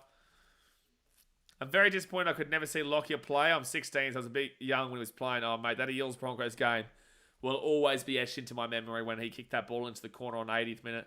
At BKRmy South, first tackle gives off to Galvin. Galvin underneath here to Fanua Pole at the back again to Heath Mason with a flick. And now his second tackle here at the 18. Second tackle. Can they lead going to half time? That's crazy. They were down 16-0. BKRmy South to Sione Fainu, and he's going to be 5 metres out here from the line. Third tackle now. Yeah, Manly do love a bin. At BKRmy South fakes it. He'll get out the back against Caesar. Caesar to Galvin. Galvin on the top. That's forward. That's forward. That's forward. That's stupid. Tigers, though, just too much just thinking about what's going to happen next rather than what's happening now. That's a big chance wasted. Someone says ref got the whistle stuck down his throat. A lot of them are deserving, though. All of them have been deserving. I haven't seen a bad call from the referee so far in regards to the ill discipline that Manly have shown. Another bin for Manly every week. I'm to be Manly for 4 tries in the next 10 game minutes. Manly for 4 tries while the Tigers have man the bin. Tunsa 8%. Tunsa. Who's Tunsa? Or penalty Manly. Who's Tunsa? Leeds fans loved him. I don't know who Tunsa is, Stalebait. Talos was great but less classy. Gordy Talos. He was never classy when it came to playing rugby league. So Manly will get the ball here at the 45. Minute 46 to go here the first half. That's the first Manly penalty in 28 minutes, by the way. It went Manly, Tigers, Tigers, Tigers, Tigers, Tigers, Tigers, Manly at the 38th. And Manly fans will complain about that, but like the penalty count has been justified. It has been justified. It's a valid penalty count. Second tackle now for Manly, 30 metres out. Just soak up the time, realistically. If you can score a try, brilliant. But, like, soak up the time. And Total Quarter, 15 metres out. Third tackle. Lehigh Bawade to Chen Kum Tong. Nathan Brown. Cherry Evans kicks it across here. Oh, he's flipped it back inside. Oh, no, he's gone out, hasn't he? Oh, Charlie Staines has ended up... Oh, he stayed in. Oh, wow, well done. Okay, well, Jason Saab caught it, but... threw it back in and went straight to Charlie Staines. I thought his foot went out. But here we go. Saab. Oh, his foot probably went out too, to be fair. I'm pretty certain. I don't think Charlie Staines had the field of play there. I don't think Charlie Staines had the field of play. Could we start at 12? 12 here too. Big run by Samwala Fainu. Fit tackle at 45. Tigers don't want this half to end. The Tigers do not want this half to end right now. Right-hand side, they got numbers galore. Going back to the Heath Mason is away! Heath Mason, full pass. They were going to score a try. They did score a try. Oh, but it's a full pass. Oh, that's so disappointing, man. Jeez. Galvin's not happy. It probably was full pass, but jeez, that's unlucky. They go right, BKRmy South. They don't want this half to end. Caesar to Galvin. Yeah, it's the right call. He was in front of him. He was in front of him. Built like a truck, Carol. Yeah. Ask the referee that. Who was the referee that got knocked out cold by Big Tone? Chat, who was the one that... which referee was the one who got knocked out cold by Tony Carroll with his knee? Yeah, Garrick's got a problem with his left arm. Maybe like a bicep or something. So 10 seconds left in the first half. This has actually been a fun game. Haruhonu Barada says Tigers going to do a big upset. Well, Bulldogs fans would love that. And Eels fans would hate that. And Luke Brooks kicks that ball out of the full. I feel like Luke Brooks is just haunted by this stadium and this club. Like, he hasn't had a good game. I feel like Luke Brooks is just haunted by playing at Leichhardt. He's got a curse. Maybe it's like a Holes curse, you know, like a family-related curse to Leichhardt and to Campbelltown, because he's not having a good game here on his return. I know they're up 16-0, but it's not like 16-12, sorry. But it's not like Luke Brooks has been too red hot. So, I don't know, man. Been a really enjoyable first half, to be honest with you. Obviously, hit that like button. Subscribe if you're new around here. And I can tell you right now, the Tigers, with a man advantage, they did not want that half to finish. They wanted that half to continue. They were unlucky with that no try to Aiden Caesar before, which was obviously no try, but it was very, very close. They were unlucky as well in regards to another couple of instances. And I would say the Tigers were the better team in the first half for the majority. I would. And a lot of it does come back down to the fact of the penalties, but the penalties were valid. The penalties were valid. HD says Nathan is scared. Who's Nathan? Nathan is scared? Who's Nathan? Luke Brooks thinks he's Kyrie Irving. Well, he thinks he's a flat earther. That's Matty Burton, mate. That was such a good run from Ethan Bullimore, and then obviously had both Tommy Trbojevic and also Cherry Evans following up, which was really, really nice. That ref still seeing stars. Yeah, that was wild. I remember watching that as a young lad, and that was brutal, man. Like, and now being an adult, I look back at that and say, shit, he could have died. You know, like 100% that referee could have died. I know everyone who was an adult back then would have known that, but the contact of Tony Carroll's knee in the middle of a breakaway play as a big forward to go directly into the temple of a referee was just absurd. It was just absurd. I already see Brooks win the game over Manly. Yeah, Brooks win the game over Manly if they win. Someone says, possibly the greatest retirement NRL video was the one about Lockyer and Wayne's story. So sad. I can't think of it right now, but probably. Oh, I think that it'd actually be really good to do some real historical things, because I feel like people don't know enough about history, to be fair. Blake Sands says Titans first. Yeah, no, we're flying. We are flying right now, son. Hunter Honey Wibrata says, I hope the Warriors win tomorrow for SJ's last home game. Yeah, that'll be a really enjoyable one, man. I will be live streaming, obviously, here. Bulldogs Warriors is going to be a big game between two passionate fan bases. By the way, Bulldogs fans, I'm sorry, but that is an absolute bullshit comment from one of your fan groups saying, oh, I think the Warriors fans are going to attack us. Shut up, man. Like, if anyone's going to attack anybody, it's going to be your fan base. And that's not inclusive. Like, I love some of their creators. Touchline Podcast, Daz, mate, not a creator, but love you. We love, guys like Emilio, amazing dude, Hectic Fred, all these guys, right? But, like, at the end of the day, like, that post is such a nonsensical comment.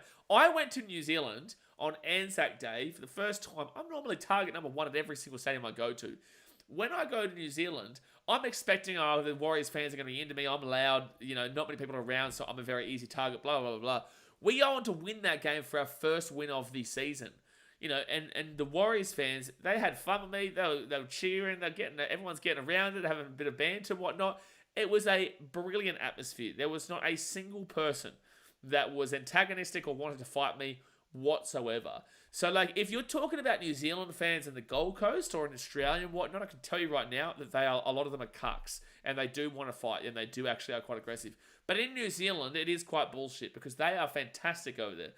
I had not a single problem over there in regards to New Zealand, so I couldn't believe that Dogs fans were trying to spread this false rumour that Warriors fans were going to look to bash them.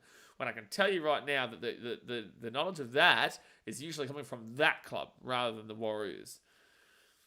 Nathan's a Seagulls fan. Oh, yeah, no, Nath J is a Dragons fan, HD. Nath J is a Dragons fan and also is supporting the Tigers. So why are you having a go at Nath?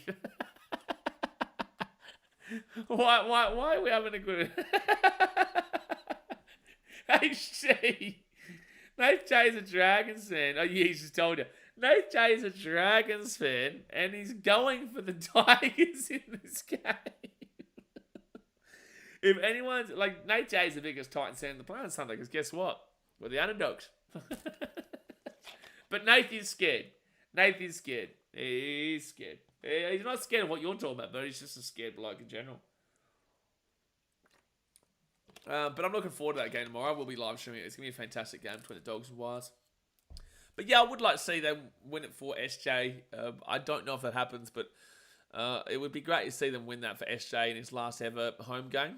Because people don't remember, they've got their last home game tomorrow, and then the Sharks game next week is the last game of their season, actually, because they had the bye in round 27.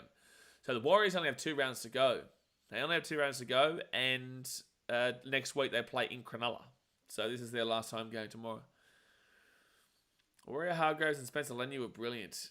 For what? Oh, Del Hargraves had a few really good send-off games. Oh, who do you think had the best send-off game? Oh, best send-off game. Jonathan Thurston was good, but that was at Seabus, so it wasn't at. Was it Dairy Farmers still then? I don't know if it was Queensland Country Bank or Dairy Farmers, but the Cowboys tried to buy our game off us, and we said nah, because we're going to sell out our ground. So, and we sold out our ground for I was there at Thurston's last ever game. There's a vlog on the channel at Seabus. So yeah, who else send off? Unfortunately, Darren Lockyer's last ever. Well, to be fair, Darren Lockyer's send off is actually pretty good. It was a preliminary fine, or it was the Dragons. I was there as well, actually, for Darren Lockyer's last. It's crazy. I've been to a lot of last ever games, but I was at Darren Lockyer's last ever game, which was the Dragons semi-final at Suncorp, and he kicked a field goal with a broken cheekbone, and then missed the next week, which was Manly, and Manly obviously went on to win that grand final in 2011 against the Warriors. But I was there for that Darren Lockyer's last game as well. But that was a pretty good send-off for him to get that field goal to send them through to the preliminary final, and have that broken cheekbone was incredible. It was funny because all the Broncos players like swarmed him and celebrated and get crazy. He's like trying to protect his cheekbone because he's broken cheekbone, but he obviously kicked the winner. Aguero says yeah, no, I know about that. I've already defended that. I'm not going to speak about that because I've already defended Simon there with the Touchline podcast, with Emilio Savage. You know, all Dogs fans are not bad. There is such a misconception in regards to people thinking that an entire fan base is bad. As a collective, the Dogs are the most aggressive fan base on the planet, and they aren't respected because of that, right? But that doesn't mean that every single individual human. I had a man at the Bulldogs game this year, Bulldogs versus Titans at Belmore, and before the game, I was quite a little bit nervous. I was like, shit, I've already had to deal with a bunch of little nerds at that core game last year. And I went outside, and we were waiting for the game to start, and I had this... he's probably maybe in his 40s or something like that. Dogs fan come up and say how much he might be watching right now. If you are watching right now, I appreciate you, mate.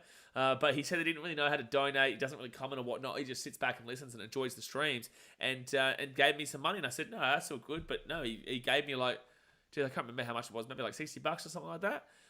Which was really awesome, and it's great, and that's a Bulldogs fan, you know. And there are genuine people out there who are nice individuals. They are good human beings like that. And again, guys, if you see me in public, you don't give me money. You want to donate here, I appreciate you. But yeah, with that being said, like, not all Dogs fans are bad, but unfortunately, there is a large collective of them that bring their fan base down. Dasmate's a massive muppet. Someone. Massive muppet. What a legend fan. Shout out to him. Yeah, great bloke, mate. Great bloke. You know? Great bloke. Lockyer made the game look easy. Same as Cam Smith. Yeah, Lockyer should be the next Immortal. If it's not going to be Brett Kenny or Peter Sterling, I would probably lean towards Peter Sterling. But if it's not going to be... I think Peter Sterling also has... I think Brett Kenny and Peter Sterling are on a very similar wavelength, but I feel like because of the footy show, Peter Sterling's reputation grew even larger than Brett Kenny's, even though when you look at Peter Sterling, he's nothing without Brett Kenny. And if you look at Brett Kenny, he's nothing without Peter Sterling. But I think that because of the footy show and because of the way Peter Sterling has been celebrated by his involvement in that, and also his... post-career actions, I think that people regard Peter Sterling as the better player. But I will say Brett Kenny was alongside him.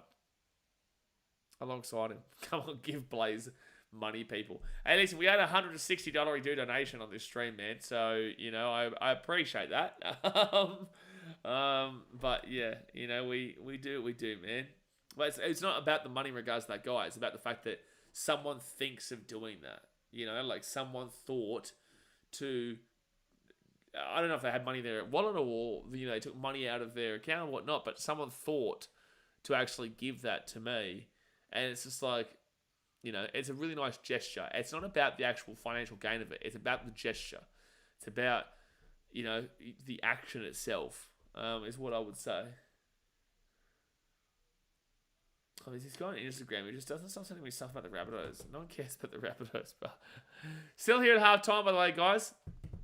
Still here at half time. Hit that thumbs up button, subscribe. Don't forget, after this finishes, you can go check out my first video in regards to my fitness and health journey that I started 43 days ago. It's on BKRtravel in the pinned comment. And also put a movie review out there as well. So comment some movies. Actually, you know what I want you guys to do? On that BKRtravel video, I want you to comment some movies you want me to review as well. Because I love reviewing movies. Love it. More the fact he just chills in the background, listens in the says g'day at the game. Yeah, exactly right, Brenton. Well, we do actually have a lot of people. There's a lot of people who do watch these streams. I actually don't think... I think YouTube's got a bit of a weird thing going on right now where they're being more specific with viewers because we have more viewers than it says. And I can see this from the stats behind the scenes. We have more viewers than it says. I don't look at what we have alive right now and whatnot, but when you go back over it at the end, it's actually incorrect. So there are a lot of people who come up to me at games, whether this be Titans or this be away, Dragons last week and whatnot, saying that they enjoy the streams, they enjoy the content, and they don't necessarily comment. Because at the end of the day, there's plenty of people commenting here. You know, we do have our regular characters and whatnot. Obviously, I'm still going to be doing what I'm doing and commentating the game, but also talking to people. And, you know, they're getting another viewpoint from people that aren't themselves. So it's not that you're forced to have to comment. You don't have to, you know, get involved, but yet you are still involved because it's other people around the game. Because there's nothing else really kind of like what we do here on YouTube in the sense that it is fully immersive. So, and, you know, there are other creators who do similar, but that's not the point. Someone says, genuine question, when Haynes signed for the Titans, do you think it would work out? Yes. Just looking back through photos and sorting my timeline. Absolutely. Well, in hindsight, like, of course, it's a dumb decision. But at the time, yeah, it's Jared Hayne. He had a big name at the time. He was a fantastic player. Had a massive reputation. And unfortunately, it blew up in our face. But again, that wasn't our decision. It was the NRL decision. We were owned by the NRL at the time, so they forced it upon us. They thought that by bringing in Jared Hayne, it was going to create the extra revenue to find a buyer. And, yeah, that's just kind of what happened. That's just kind of what happened. Aguero says, I'm going to try to come to the Panthers-Titans game. I'll get you a water if I end up going. I'll get you a zinger box next year when you're off your diet. Yeah, I won't be off my diet until the grand final. But I just watched the Red Rooster ad, and I really feel like a burger right now. I really do. But if you haven't got tickets to the Panthers-Titans game yet, you won't get tickets. It's sold out. It's sold out, man. I had to get my tickets to the club weeks ago. Like, of course, I'm going to be able to get a ticket regardless because of what we do. But I had to organise that weeks ago because that's their final. That's their final home game of the season, regular season anyway, and they're taking that stadium down for this year. That stadium will no longer be used after this year. Sparkling tap water, thanks. I will pass on the old tap water. Yeah. I really don't like the taste of tap water anymore. I only drink, you know, bottled water. I only drink it. And I don't care what bottled water it is. It could be, you know, this spring water, normal spring water. It could be Fiji water. It could be anything, you know. I do prefer Fiji water the most. But with that being said, like, I drink whatever. I just don't like tap water at all. Yeah, it said never, never. Exactly right. Oh, no, don't. He's conspiracy. I know what he's doing. I know what Jay's doing. Stop it. Stop it before he gets into it. He's about to start talking about the conspiracy of, like, fluoride and all this shit. Be careful of Jay. Be very careful of that, man. Be very, very, very careful of that, man. You think I didn't see right through you, Jay? I got you, mate. I got you before you got there. I only drink soda water or a Diet Coke. What's good with keto is that you can have Coke Zero. You know, you can have Pepsi Max. Because obviously it is... Oh, why does it keep telling me to force quick applications? I don't have much on. You said it. Oh, here he goes. I'm telling ya. Here he goes. Watch him. Watch him. Just telling ya. Put this on this side down here. I'm trying to hide this force quick because I'm not going to exit out of it because it just keeps bringing it back. I don't even have much open. Quit any applications you're not using. I'm not using pretty much all of them, mate. I'm not using pretty much all of them. There's only like 2 gigabytes worth of stuff open. I don't know what's happening. Tap water. Oh, okay, we're not getting into it. We're not getting into it. Second half is starting here though. Manly and Tigers running out onto the field. Hit that like button and subscribe. Who do you think wins from here? Obviously, the Tigers are on a rampage right now, but the halftime whistle came at the worst time for him. There is a man down for another 7 or so minutes, though. Blaze has too many pawn tabs open. Prawns. Well, I do like some good prawns, mate. Do like some good prawns. Actually, prawns, surely you'd be able to eat on keto. You can't have that beautiful sauce, though. Oh, that sauce is amazing. Okay, I can't even type. It's not even... Oh, no. Now I can't even move my mouse. Oh, maybe my mouse is dead. I don't know. A bit concerned that I drink sugar-free Red Bull because it's sweeter, but there is no sugar. Because it's sweet, but there is no sugar. Yeah, it's weird. It is weird. So I'm actually not able to watch the game right now. I can hear it at least, but I got to charge my mouse up apparently. Okay, is it going to work now? Yes, it works now, so I can go back onto it. So I'm not going to test and see if I can have... I'm not going to test and see if I can have the prawns. Can someone please find out if I can? I'm pretty certain I could. Bought an Imbrew today. Do you have that nozzle? I have no idea what that is, Daniel Bate. 4 tackle now for Manly. You get the ball out to the 44. Oh, Nathan Brown nearly lost that ball. Manly and Tom Trebojevic. And he will get taken out at the halfway point. No, you can have Diet Coke and Pepsi Max and all that stuff on keto. Oh, yeah, for sure. Yeah. You can have sugar-free drinks and stuff like that. Like, you can have coffee on keto. You can't have that on carnivore. You can have, like, almond latte and stuff like that.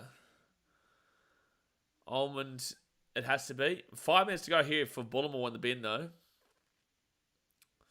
But obviously, like carnivore, you can't have any of that kind of shit. So second tackle now for the Tigers to Lachlan Galvin. And Galvin taking it down now at the 40, be third tackle. Oh no, you have to walk past Red Rooster on Sunday. Oh no, I don't really care about that. I'm very strong-minded now, man. When you're 43 days deep into this process, like, that's not my biggest concern. My biggest concern is getting both workouts done. And left-hand side, Heath Mason. Oh, fifth tackle for the Tigers at 25. Feel bad for Nathan Brown's brain when he retires. Never slows down before the line. No, he's a madman, Nathan Brown. And he puts it in the air. Chase is not bad. And Lehigh Hawaii taken down at the 5. Rather than have milk. Ugh. No, I'm not into that coffee. I'm not into coffee without at least something. Black coffee, shit house. That's a penalty to Manly. You hate to do that. That is the worst thing you could have done. That is the literal worst that they could have done there. Mal says, Tigers are the only team I know that are willing to wear their away jersey every single home game they have. Well, their away jersey is probably better than their home jersey. Milk will make you fat.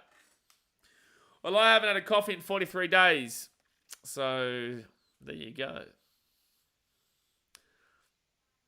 Almond latte, almond milk isn't too bad, I don't believe. I don't think you're gaining weight from almond milk. Yeah, I'm not a big fan of black coffee either, Aguero. So, second tackle now. Second tackle at the 40 here for Manly. 37 minutes to go here of the game. Oh, no. Nathan Brown lost the ball. That's Olmay's fault. Someone. That's your fault. That's your fault. That's your fault. Someone. Oh, yeah, that's your fault. I don't like almond milk. It's pretty sweet. I feel like whenever I have almond milk, I have to, like, force myself to drink it for the first 10 days. And then after 10 days, I actually start to enjoy it. But I hate it for the first, like, 5 to 10 days. And then after that, you get used to it and you start to enjoy it. Andrew says, I'm keen to watch the rest of the game. Hope it's a good one. Hope your week been good, Blaze. Well, you better be hoping Manly win this game right now, because if Manly don't win, the Tigers win. Heath Mason gets it off here to Junior Tupou. And Tupou taken down here. So that's Alamalo at the 30. As an Eels fan, you better be damn well praying right now that Manly win this game, because if the Tigers win, that spoon's looking juicy. That spoon's looking juicy for Parramatta. Caesar off to Galvin. Galvin being chased by Terry Evans, but he's still going about... Oh, no, Galvin. Oh, Galvin, no. Taking in a touch, Manly ball at the 15. That was a good tackle by whoever that was. He got absolutely slammed over the sideline. Even the neighbour's cat turned its nose up at it. Is it true, by the way, that, like, dogs... I can't wait to get my own place and then have a dog, but is it true that dogs die if they have chocolate? Is that true? So first tackle now for Manly. They get this ball here to the 20. It'll be first tackle here. Ethan Bullimore's got about a minute and a half to go, so he'll be back for probably the second half of this next set for the Tigers.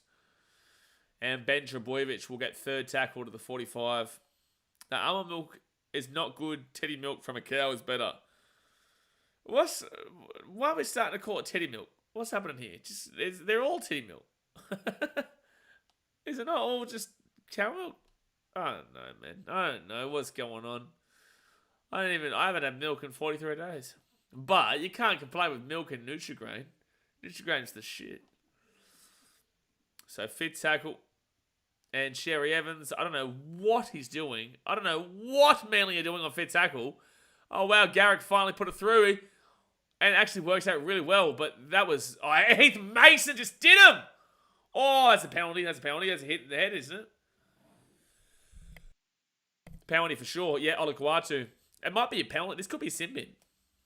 This could be a bin if we go back and have a look at this.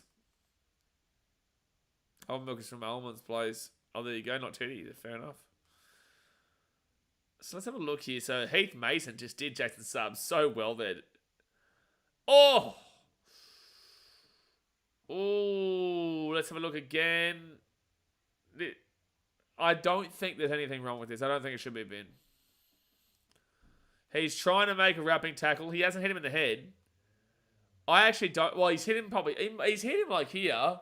I don't think it's a bin, but based off of consistent rulings, it's probably going to be a bin. Direct contact. Moderate force. It's in the bin. Wow. I don't know, man. I actually don't necessarily agree that's a bin. Manly are trying their best to lose this, Seb Watson. Manly! Trying their best to lose this. So they've actually got two in the bin right now, but... Actually, well, the Tigers will have two-man advantage for the next... Probably... Oh, that probably is a bin. No, I disagree, Cooper. I originally was agreeing with Cooper saying it was shoulder on shoulder, but I do think that he eventually contacts him high. But I don't know. I feel like it's probably a bin based off of consistent ruling. So Ethan Bullimore's actually back now, by the way. He's actually back right now. So it's only one in the bin for another 10 minutes. Well, Tigers, you've got to win this game. They're down to a man for literally 20 minutes straight. Literally 20 minutes straight, Manly are down a man to you. You have to win this game. Sometimes I eat my cereal without milk. Someone time Aguero out. Someone time this one bitch out. Eat your cereal without milk, you're a psychopath. You are a psychopath. Happy got to be out to Heath Mason. Off to Alex Seyfarth, and he'll be 40 minutes out, third tackle. Tigers need to score while they are two men up. Well, they're not. It's not two men up. It's actually only just the one. Fonobole. Haven't been impressed by him.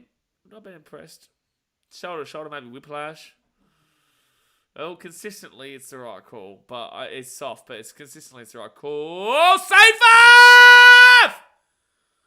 Wow! Right through the middle. That's huge. That is huge. They score under the post and they've come back from 16-0 down, 16-16. And it's about to be a lead for the Tigers, 18-16. 33 minutes to go here of the game. Gee whiz, the Tigers are flying. Apicot was out of 12. 12 to Latufainu, and he found a brilliantly running Seyfarth. And they score underneath the post. Shoeies in the ground. Someone's doing a shoey with it. Well, yeah, ended back outside crying. Eels fans, you would be crying right now, man. Manly, I'm sorry, Manly fans. Regardless if you win this game or not, you cannot tell me that you are going to win the comp. You cannot tell me that you're going to be a threatening team in this final series. This is ridiculous. You dominated this game for 20 minutes. You dominated this game in the first 20 minutes. You have 16-0, and you've completely fallen apart to the team that is currently on track to win 3 wooden spoons in a row. Even winning this game, they'll still be in last place. It'll be equal, though. They will be equal with the Eels. But this is the kind of teams that we're talking about here. You've currently given up a 16-0 lead. 16-0 lead. It's going to be 16-16. I don't give a shit that people are going to be like, oh, well, look at all the penalties. The penalties have been valid. All these penalties have been valid. These sin bins, like, based off consistency, the last sin bin was valid, but the first sin bin was absolutely a sin bin. So, like, there's no real argument here. Manly are just looking awful in this game. No way Manly let Seyfarth score untouched. Kicked them out of the comp. It's Seyfarth. Seyfarth scored untouched. Untouched. Deary me. Deary me. All right. So, 31 minutes to go here of the game. He literally was untouched. That's crazy. Hadoni Whipperata says, let's go to the Tigers. Shay says, Manly aren't winning the comp. The Broncos aren't. Broncos don't win shit. Justin Lee says, let's go Tigers. Yeah, well, come out of nowhere. Just like you have, Justin, when they've come for the lead. It's not looking good for the Squeals, Seb Watson. No, it's not looking good for the old Squeals right now. And they've still got about 7 or 8 minutes to go. They've still got about 7 or 8 minutes to go before they get their man back from the bin. Guess what? I will tell you a secret. You can laugh at your younger brother Broncos after tomorrow night, I hope. Mate, I'll be here live streaming. I'll believe it when I see it, mate. But at the end of the day, and I think you know this, I think it's funnier, and I know you'll hate what I'm about to say. I do believe as a collective NRL viewpoint, it is actually quite funnier if the Eels were to win the spoon than the Tigers, to be fair. Forward tackle, 30 minutes to go here of the game. Hit that thumbs up button and subscribe if you're new. Got one big game tomorrow, Warriors and the Bulldogs, and then obviously Broncos Eels is the game after that at Suncorp. Up in the air, and Jason Saab grabs that ball, and he'll bring it back here to the... Oh, he's lost the ball. Oh, Tigers didn't even notice that themselves. I saw it. Garrick, he'll spread it out left to Luke Brooks. Oh, they have lost the ball. I was right. I was saying that he knocked that ball on. It's the correct call, and guess what? Cherry Evans, you can't challenge it. I called that. I said that he knocked that on, but no, not the Tigers saw it or anybody saw it. But apparently the Touchies saw it, which is the one thing that matters. I want Eels to beat the Broncos. Eels lose next week, then Tigers win the Spoon Bowl. Well, either way, man, the Tigers will need to win that Spoon Bowl. No, this is actually, regardless, Tigers win this, they go equal with Para. Then they have the bye next week. They go 2 points above Para. Regardless, look at the points differential, mate. The Tigers still have to win that Spoon Bowl. Whether they win this or lose this, it doesn't matter. Yeah, what's with the late call? It was a very late call, Emmanuel, but I called it immediately. Second tackle of the Tigers. 10 minutes out. Cottery Sow to Fainu. Fainu here to Lachlan Galvin. Third tackle, 3 minutes out from the line. Manly have tried to lose this game, by the way. Cottery Sow to... oh, no, they lost the ball. And now Manly away here. Off to Lehi, to Tolito Kuala. Oh, I should have flicked it. Oh, he's going over the sideline. Yep. I don't think there's advantage. It would have been advantage, actually. It was long enough. This is Tigers' ball. Yeah, they spare it out left. That's fine. This is going to be Tigers' ball at the 20. That's actually really impressive there for the Tigers. They lose the ball from a bad mistake. Manly decide to play that left, which is valid, but they play the advantage and they got taken on the sideline. Blaze to be future ref but banned from Titans games. No, I'll only be doing Titans games and we will win the comp. We're never losing a game ever again. So first tackle now for the Tigers. 13 metres out. I was saying that so Broncos can't make finals. Broncos aren't making finals. Whether they win all of the remaining games, they're not winning shit. Like, they're not getting to the finals. The Broncos, their season was done weeks ago. Broncos fans will try and tell you it's not, but the Broncos season was done weeks ago, brother. So third tackle now, 5 metres out here from the line. They're 4 points out of the 8 right now, bro. Like, it's not happening. Out the back to Galvin. Oh, 4 metres out of the line. 4 tackle. Connery Sow, short ball. That was not the play. Fit tackle now for Alex Twell. He's 4 metres out from the line. That's 6 again for mine. I didn't call it though. Connery Sow out to Galvin. It's played out. He's offside. It's going to be 6 again. 6 again for the Tigers. Tries off the Tigers. Latu Fainu. It's 22-16 with a kick to come.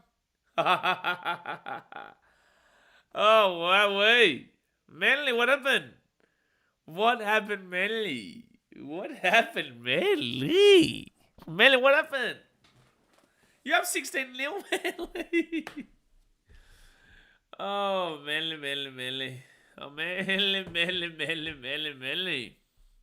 I want to know if you be my girl. Manly. What happened here? So if the Warriors win, where will that put us? Your season's done, but for the time being, you'd just go into like 14th, 13th or so. Man, I'm willing to sacrifice the Titans' position for the Warriors to win first, Joe. Broncos had their season ended with the Titans put the sword through them both home and away. Bing bong, ding dong, absolutely spot on. Well, I'm turning the TV off. Andrew, there's 26.5 minutes to go. When Manly get their play back from the bin, I'm still pretty confident that Manly win this game. I am, but I will say that the Tigers do have a great record over Manly at Leichhardt Oval. And even in the years that they've been absolutely shithouse, and that's the last 10 years, they still always beat them at Leichhardt. So there's just something about Leichhardt for Manly. And there's just something about Leichhardt for Lou Brooks. Tigers 66-16. Gee whiz. Manuel says $10 says Tigers choke this. $15 donation if Tigers win. Remind me so I don't forget. Alright, well chat, can you remind Emmanuel? $10 says the Tigers choke this. $15 donation if Tigers win. I love it. Alright. But there you go. It's 24-16. Like I just said, I still believe that Manly probably will win this game. But I would love to see the Tigers win it. I would. What's the points going to look like for this if they win the Spoon Bowl? So I'll go on to the NRL thing here. So the ladder. So they're up by 8 points right now. So basically, Tigers were up minus 261 before this game. The Parramatta Eels minus 187. So off the top of my head, I can't be bothered doing that math. So 261 minus 187. Oh, jeez. 261 minus 187 is currently 74 points differential difference. So then you obviously got to go the minus 8, which means it's 66 points the difference right now. If Tigers wanted to win this game by more, it'd be huge. If they're currently equal on points, but they would be loving if the Broncos could whoop the Eels tomorrow, right? Because the Broncos, they still think they got a chance to get it. They've got nothing. Olakwatu's got a minute and a half left of his bid. So the Tigers are currently equal with the Eels, but it's just their points differential that is unfortunately 66 points different right now. 34% possession Manly. Unfortunately, they've been incredibly ill-disciplined, and they've had a man in the bin twice. You know, and they have been directly the last 20 minutes. The last 20 minutes directly have been... Oh, Galvin left hand side. They're away again. Charlie Staines. Gets it through here for Galvin. Oh, Garrett gets it. Well, a little bit of a risky, but this is a fantastic game. Whoever decided to put this game on Thursday night, like, you're an idiot, but it's worked out well. You're lucky. You're lucky. Campbelltown says, how much do you think the Titans would win by this week? If it's not 70, I'm thinking 80. I know, I think the boys will get up for members round to bounce back after a horrible couple of weeks, but, you know, the Roosters are favourites for a reason. Who is Bunnies playing? I think the Bunnies playing the Knights. Are they? Yeah. Yeah, thank you, Brenton. So, fourth tackle now for Manly. They are at the 35. They go right inside to Jake Trbojevic. And it will be Nathan Brown to Tom Trbojevic. Tom Trbojevic gives it out here to Koala. He's at the 15. Yeah, 34% due to ill discipline. Nate, you're spewing right now, man. You didn't put a normal bet on because it's the Tigers, but this is the one game you should have put it on the other. Oh, Manly knock it on. Nearly score, but Manly knock it on. So Tigers get the ball at the 20. 7 tackle set. Are you doing the NRLW on Sunday? I'll be there, yeah, for sure. I'll be, of course. Of course I will be. Their spine is shot. I would love for the Knights to win that game. Actually, I don't think it matters for the Titans, does it? I think our points differential is much better than this, isn't it? It's not much better. We're minus 114, they're minus 138. So I'd still prefer you to win that game. I'd still much prefer because, yeah. But with that being said, if we come wherever it is what it is, Tigers, Samuela Fainu at the 40, be third tackle now. How was the game last week? How do you think the game was last week, Jimmy? So, Blaze, you back in the mighty Villa to knock over those Gas Lagoons this weekend? Hey, mate, I'll back his in, 100%. I'll 100% back his in. So, fifth tackle now at the 15. Tigers, Galvin. Galvin across with an awful kick and might work out! Tigers score again. It's 28-16. That kick was awful until it wasn't. Oh, Manly. Oh, Eels fans. Oh, no. Oh, no, Eels fans. Oh, you're hating this. So, minus 4. So, they're 62 points differential right now between the Tigers and the Eels. You can't tell me Manly is serious this year. You can't tell me Manly is serious this year. Nath J is kicking himself. He didn't put like $50 on this. Nath J, you are kicking yourself. Oh, by the way, Jay, I sent you a Discord message as well. You can listen to whenever. But Nath J, you have got to be kicking yourself that you didn't put money on this. Oh, wait, you said something. No, man, I got Tigers to win in a multi with Man City and a couple others on Manly. Oh, Manly, get mad, Jay says. I'm still not convinced Tigers win until they win, eh? Like, I'm never convinced until they win. But this was a shank of a kick, man. Oh, no, actually, it was actually a perfect kick from Galvin. He knew what he was doing. No, he knew what he was doing. You know, fair enough, Joe. He knew what he was doing. That's actually a perfect kick there from Lachlan Galvin. All right, well, get this kick. It's a 14-point game. The Tigers... Just a reminder for people who don't know this, the Tigers were down 16-0 in this game. Galvin again, Galvin again, Galvin again. No, Galvin again. Well, Galvin's proven that he's a pretty damn good player. So, Cottonseal, you have to get this kick though, brother. You have to make it 14 points. Don't leave Manly room, breathing space. He will get it. He will get it. So it's 30-16. Again, I'm not convinced until it happens. But Manly have been awful ever since the first 20 minutes of this game when they dominated for 16-0. Spewing didn't go 13 plus, though. Was paying $25. Yeah, but like that's easy said in hindsight, mate. One, I don't think they win 13 plus. But also, two, it's like I'm spewing didn't get on Titans to win by, 51 points plus, which would have been paying like 501 to 1 against the Warriors, but it happened. But you never would have thought that beforehand. Someone. Oh!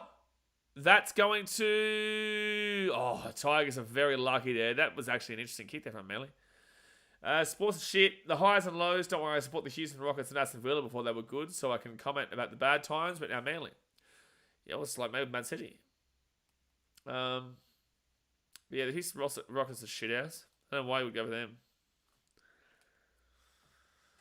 Hey, she said Eels in trouble now. Eels are in a lot of trouble, man. Eels are in spoon trouble. Bulldogs fans should be... Actually, no, sorry, I was about to say Bulldogs fans should be feeling a little bit reminiscent, but... Actually, yeah, to be fair, Bulldogs did this in 2020, which provided the Broncos a spoon, so... Hindsight, that's cool. Yes, it wasn't, that's what I said, yeah. So Tigers are going to challenge something. I don't even know what he's calling. 20 minutes to go here of the game, guys. Hit that thumbs up button and subscribe.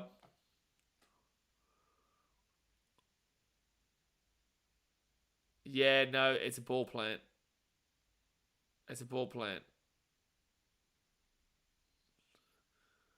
Yep, it's a ball plant. That's what happens. That's the correct call. So Manly ball. That's a correct call. Daniel Bay says, someone me too. The Villa have been poor for years, but Unai has us firing right now. We can make top 4 again. Yeah, but Daniel Bay, you're like someone's Australian. You're English. You're actually from Villa. Like you're from like Birmingham, aren't you? Later football. So it's going for the Tigers. I want to see Manly lose. Also, my first team is North Queensland Cowboys. The second team is Perth Bears. Okay, Perth Bears don't exist, and never will. But North Queensland Cowboys, Perth will exist, but it's not the Perth Bears. North Queensland Cowboys, good luck. Don't see too much going on for them this year. But I think most people are getting on the Tigers here because seeing Manly lose is quite funny. But also, this means the Eels are more than likely the favourites for the Spoon right now. Actually, the Eels are the favourites for the Spoon if the Tigers going to win this game. So left-hand side to Sherry Evans. Sherry Evans to Luke Brooks. There's a long way to go in the game, though. Kohler gives it out to Hopawade. Throws it back. I think this is a knock. Oh, no. Well, it was backwards out of the hands, so I do understand this call, but it will be saying, they will be saying drop out here for the Tigers to Manly. Yeah, he throws it backwards over his shoulder, and then Lachlan Galvin knocks it out. So, I tell you what, there's a long way to go here still this game.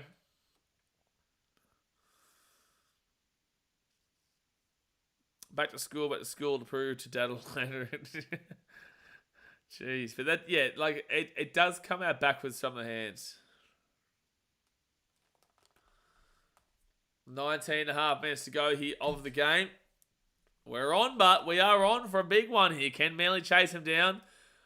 Or can the Tigers put a real dagger in the heart of the Eels?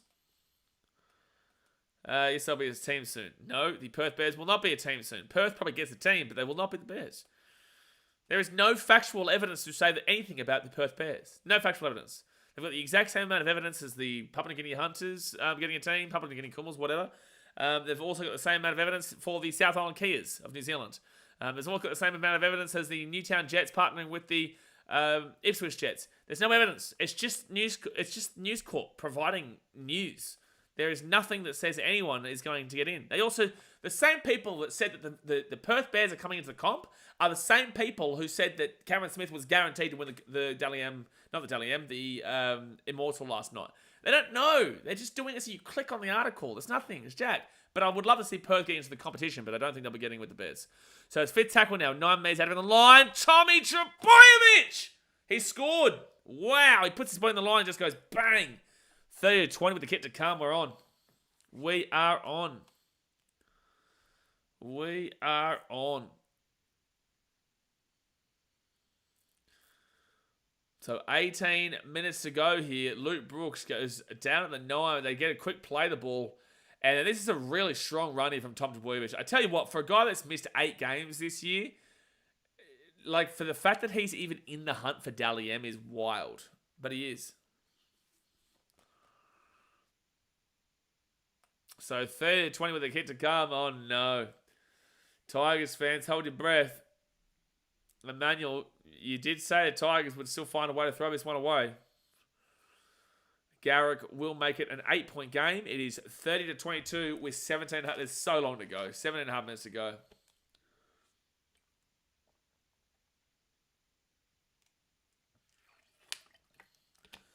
Well, Dogs fans, right now you're loving this. But there's a long way to go. There's a long way to go. Andrew says in the Eagle Rock, yeah, you need it, mate. Like, either way, man, like, you still need to... The Tigers have a bye next week, right? So either way, the Eels have to win tomorrow or next week. Tigers win this game, it's all on, regardless if you win tomorrow or next week. But if the Tigers lose this game and you win tomorrow or next week, that means that you don't get the spoon. Andrew kept the TV off. Storm vs Penrith Grand Final this year. Thank you, Hadarani. I do agree that first versus second is probably going to be happening. Alright, so first tackle now for Manly. We're 20 metres out from their own line. Kroger off to... Oh, that's high tackle. Yep, penalty Manly. Switching. Penalty Manly. Things are switching. I don't know why they're arguing it, Tigers, because that was very clearly high contact.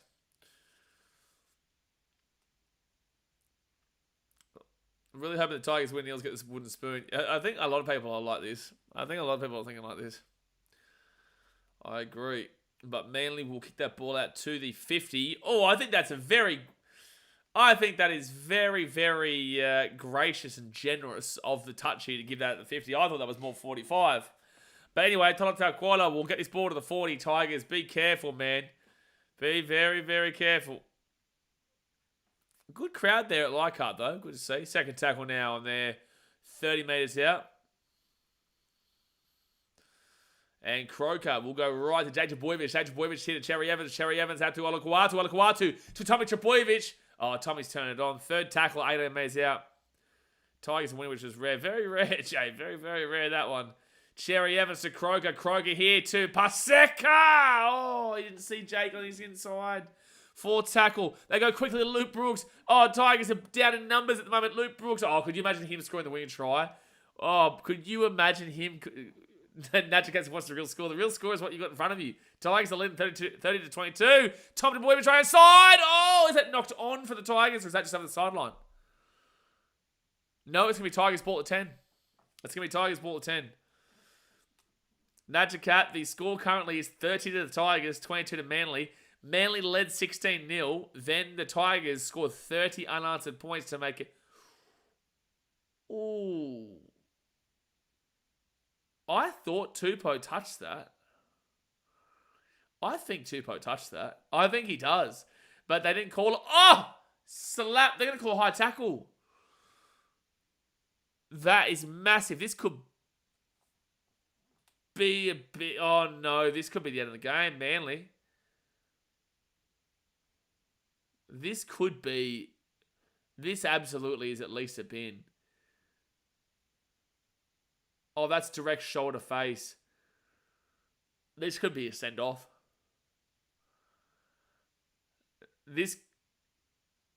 Oh, I don't know if that's worthy of send-off, but it's a bin. It's the same thing pretty much with 14 and a half minutes to go. There's no... You can't tell me that's a send-off, but it's a bin.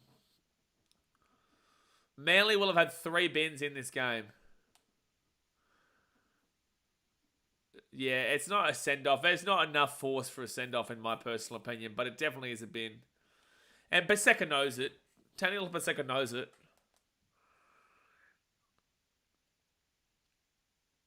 Taniela Paseka knows it. This is about to be 30 minutes of this game. Manly will play a man down.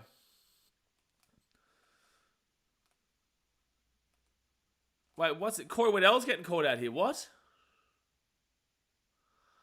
Corey Waddell's getting called out.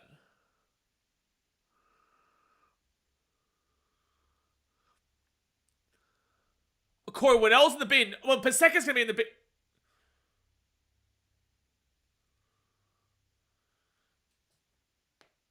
Why is Paseka not in the bin, though?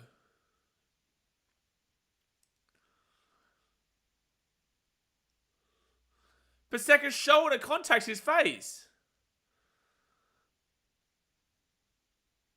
Like that is high there, but also it's also a high shot shoulder to the face of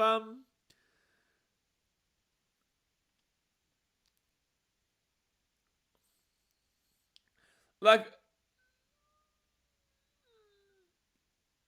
yeah, I can't believe that Paseka's got off here.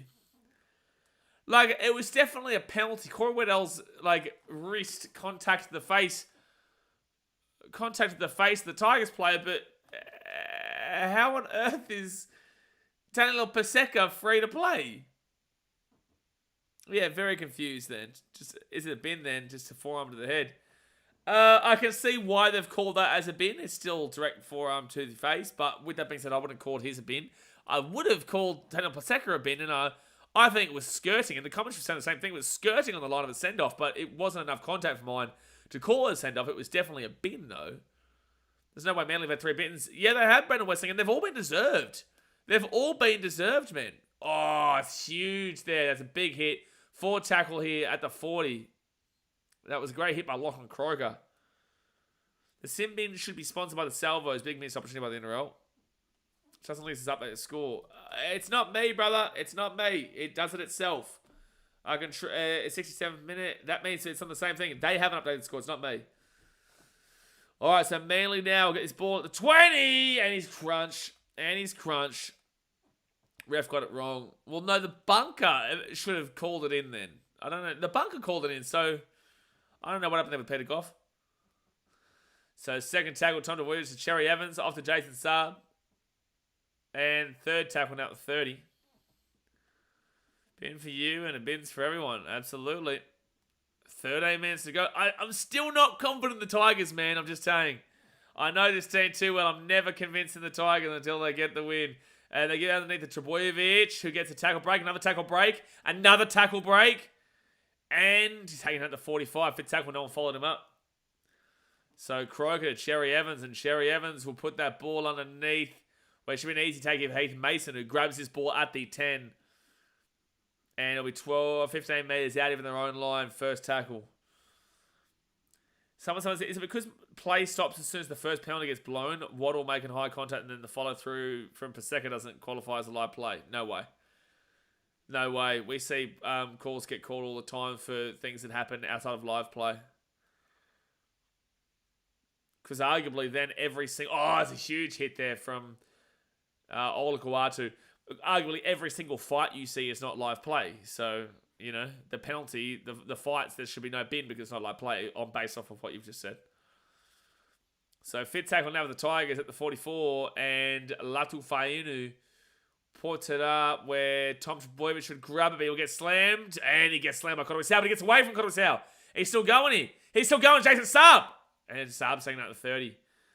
What a good game, but this is a great game. It was simultaneous. No, it wasn't. No. Waddles hit first, but that's not the point what I'm saying. Players are allowed to drop elbows and tackle players now. I don't know what you're talking about. So, Cooper Croker says Manly is still a chance. I've been saying this for the last 15 minutes. And penalty Manly. I'm telling you, I still feel like Manly win this game despite all this bullshit. It's not even bullshit. It's all the right call. The bins have been valid. The bins have been 100% valid.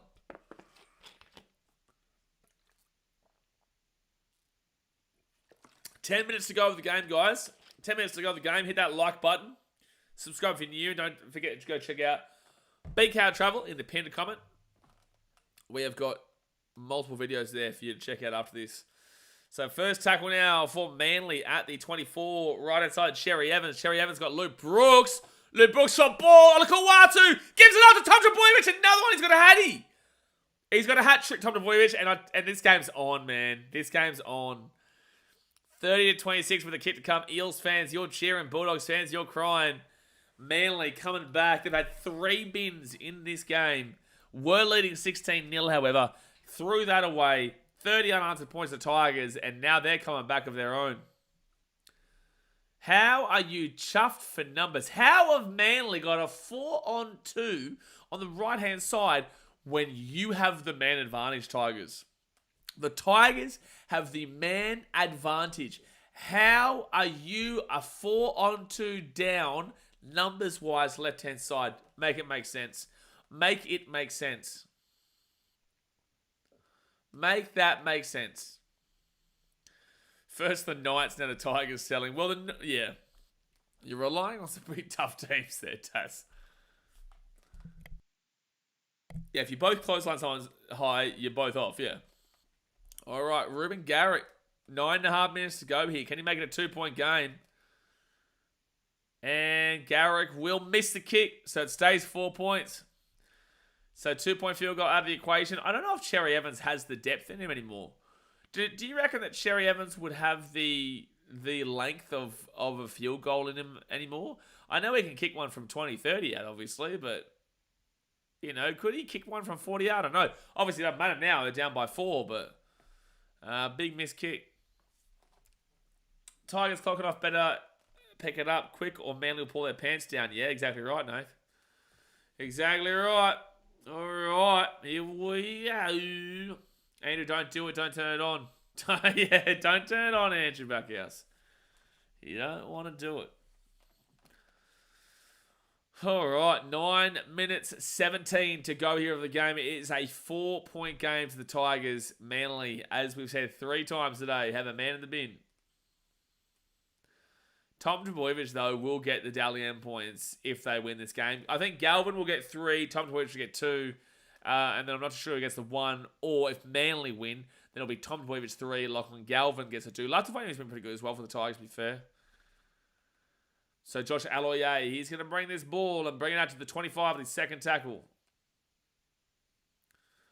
Why do the Tigers always give their fans heart attacks? Well, that's a good point, because Tom Trbojevic gives up to Garrick, and Garrick will get taken down at the 35, third tackle. That's his penalty, man. That's a penalty. It should have been a penalty, man. He shoved him, but anyway, 4th tackle. Don't worry, I know all about that. Shoot penalties from shoving players. Hadahoni Liberatus says, don't let me down, Tigers.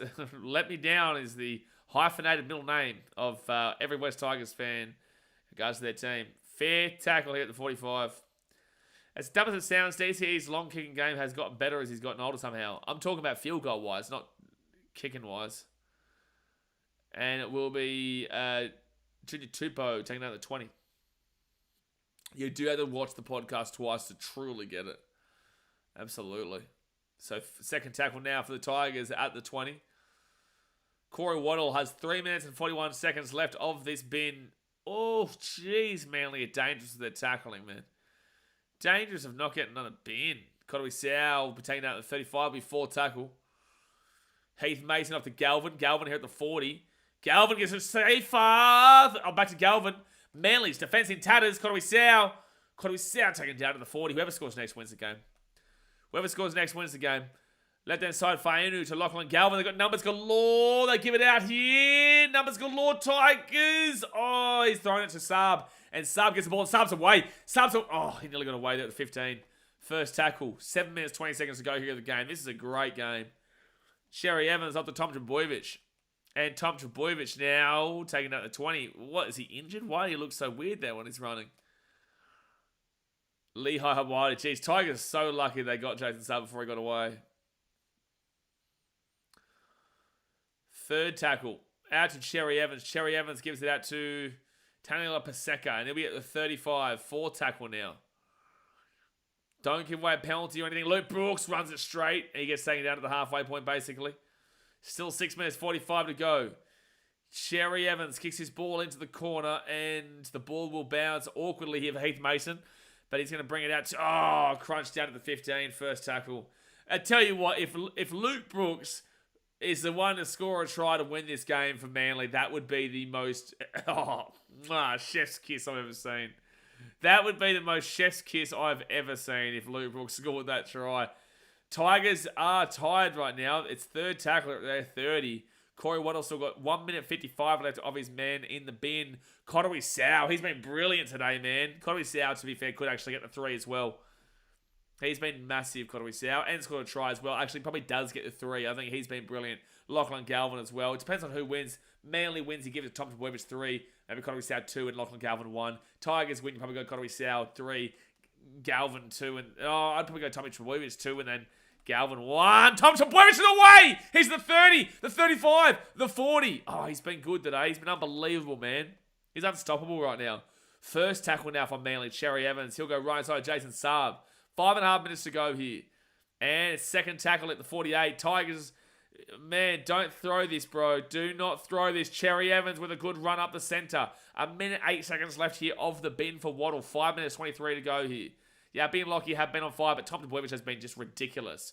Luke Brooks gives it off into Jay Trbojevic, and Jay Trbojevic here. He's 35 metres out, 4 tackle. 55 seconds left of the bin here for Waddle. He is chirping to get back on. They go right inside Luke Brooks. Luke Brooks gets it at the back and hits the ground. Tom Trbojevic gives it off with a great pass to Garrick, and Ruben Garrick's 20 metres out. Fit tackle. There is 5 minutes to go here. Manly knock it on off that. Jason Saab. No way, Sabi. No way, Saab. Yeah, Seth Watson, Turbo carrying the shit. Turbo has carried Manly in this game today.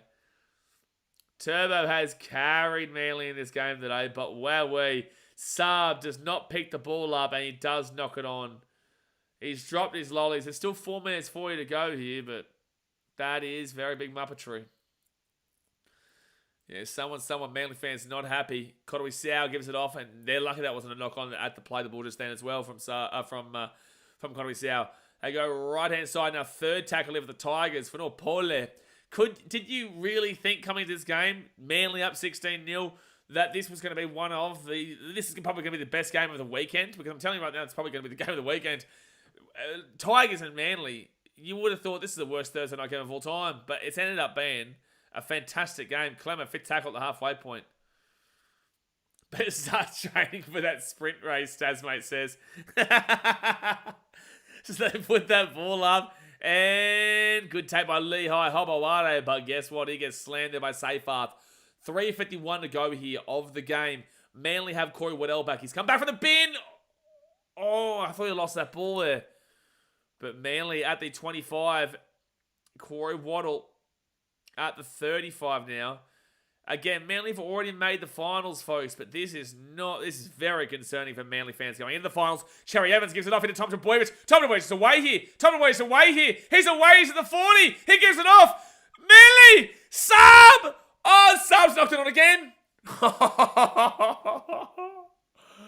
Oh, Manly have knocked it on again. Bro, they're at the 20. They made a break and Sub has knocked it on again. If Saab catches the ball, they win the game. By the way, I'm okay completely.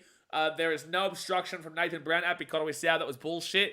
That would have been a try if Manly scored there. There was nothing wrong with that. There was absolutely nothing wrong with that. So before anyone tries to say, oh, there was an obstruction back in the play, there was nothing wrong with it. Unfortunately, Jason Saab does knock the ball on though. Dog shit pass, but that's not the point, Christian Care. It was Saab who knocked it on twice in the space of literally 2 minutes. So 3 minutes to go here of the game. Manly, they are currently sitting in 7th position. The Cowboys have their bye. So if Manly lose this game, they are not playing a home final for the time being. If Manly win this game, they will go into 5th position above the Dogs for the time being. The Dogs play the Warriors in New Zealand tomorrow. Tigers right now, they are equal with the Eels in last, but they've got the points differential is about 70 odd different. I think it's exactly 70 different. In favour of the Eels.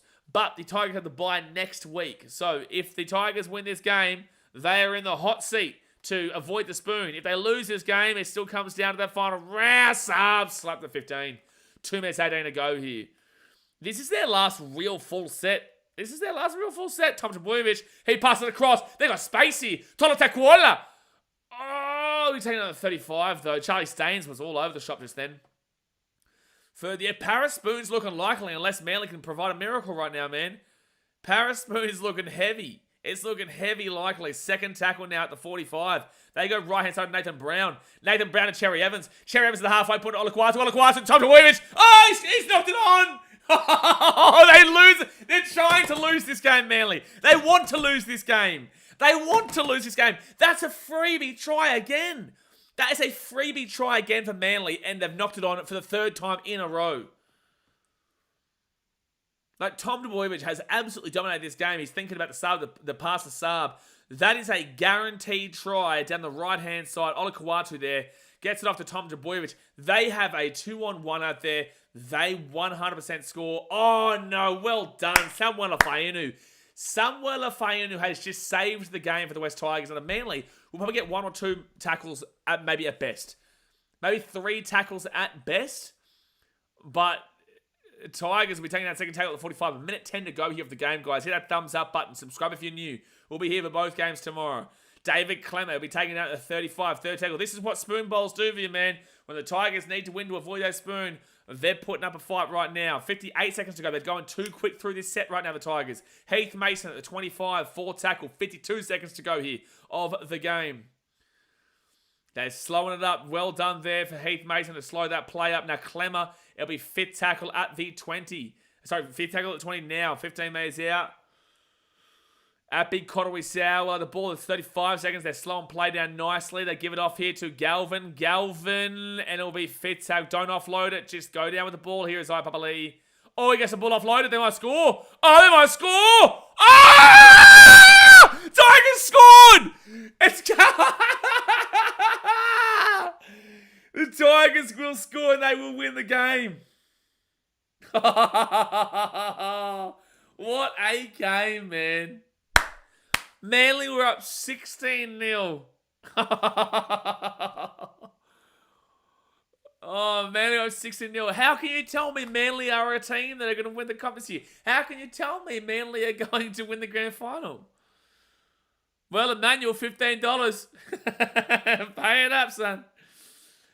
Jeez, well done. Tigers scoring. They were down 16-0 and have come back to win this game 34-26. Very big scare. Manly should have won. Manly should have won. They had that many opportunities with Jason Saab, with Tom Teboyevich on that right side. Samuel Fainu saved the game. You know what? That is big-time play from Samuel Fainu. Because Samuel Fainu is the one who stops the try with Tom Teboyevich and Jason Saab on that right side by making a play the ball, which then provides a knock-on from Tom Teboyevich. And then he's gone and scored the game-winning try here, because that try is the one that wins this game here and seals the game. So, I tell you what, never bet Manly at Leichhardt. Manly always lose at Leichhardt. I tell you what, never bet Manly at Leichhardt because they're always losing at Leichhardt. They haven't won here for years and years and years and years. Are we playing a game that day? Yeah, I know. There's no game that we're playing. I hit the post there. So the final score will be 34-26. Well, Manly, the Cowboys do jump you. The Cowboys do jump you. You are now not playing a home final. It is now not in your hands. The Cowboys are the team that are in 6th, and the Manly Seagulls go down to 7th. They're lucky that they cannot miss the finals. I don't believe they can miss the finals. Oh, I don't think they can miss the finals right now. To be fair, if the Dolphins beat the Storm, the Dolphins and Dragons, if they were to win out from here and Manly lose another game in the last 2 games, they still could miss the finals. They still could miss the finals. So it's going to be interesting to see. But the Tigers now, Parramatta, they are spewing right now. Emmanuel with the $15 donations. It's Manly what happened. Jeez. I don't think anyone can explain what happened today with Manly. Manly, what a gigantic collapse. What a gigantic collapse. And Tigers now have put the Eels in the hot seat for the spoon because the Tigers have a bye next week, guys. Manly's run home is the Bulldogs away, where the Bulldogs have not lost a home game this season, and the Sharks at home. That's a top 4 team. Manly still could miss the finals. There is still a chance, because of this loss to the Tigers, there is still a chance if they lose to the Dogs and they lose to the Sharks, Manly could still miss the finals if the Dolphins win 2 games and the Dragons win 1. Just saying, it's that's crazy to think about. But anyway, guys, I'm going to jump off for now. What a fantastic game here on a Thursday night between a team that you never would have expected to get up here. Obviously, guys, hit that thumbs up button, subscribe. I'll be back tomorrow for the Warriors versus Bulldogs and a huge game for Shaun Johnson's last ever home game at Mount Smart. And followed that by the Broncos taking on the Eels. And now the Eels, the pressure's on you, son. The pressure is on you. Parramatta. You have a huge game tomorrow night at Suncorp Stadium against the Broncos. But all right, guys, I appreciate you. Like I said, thumbs up, subscribe, and I'll see you guys tomorrow.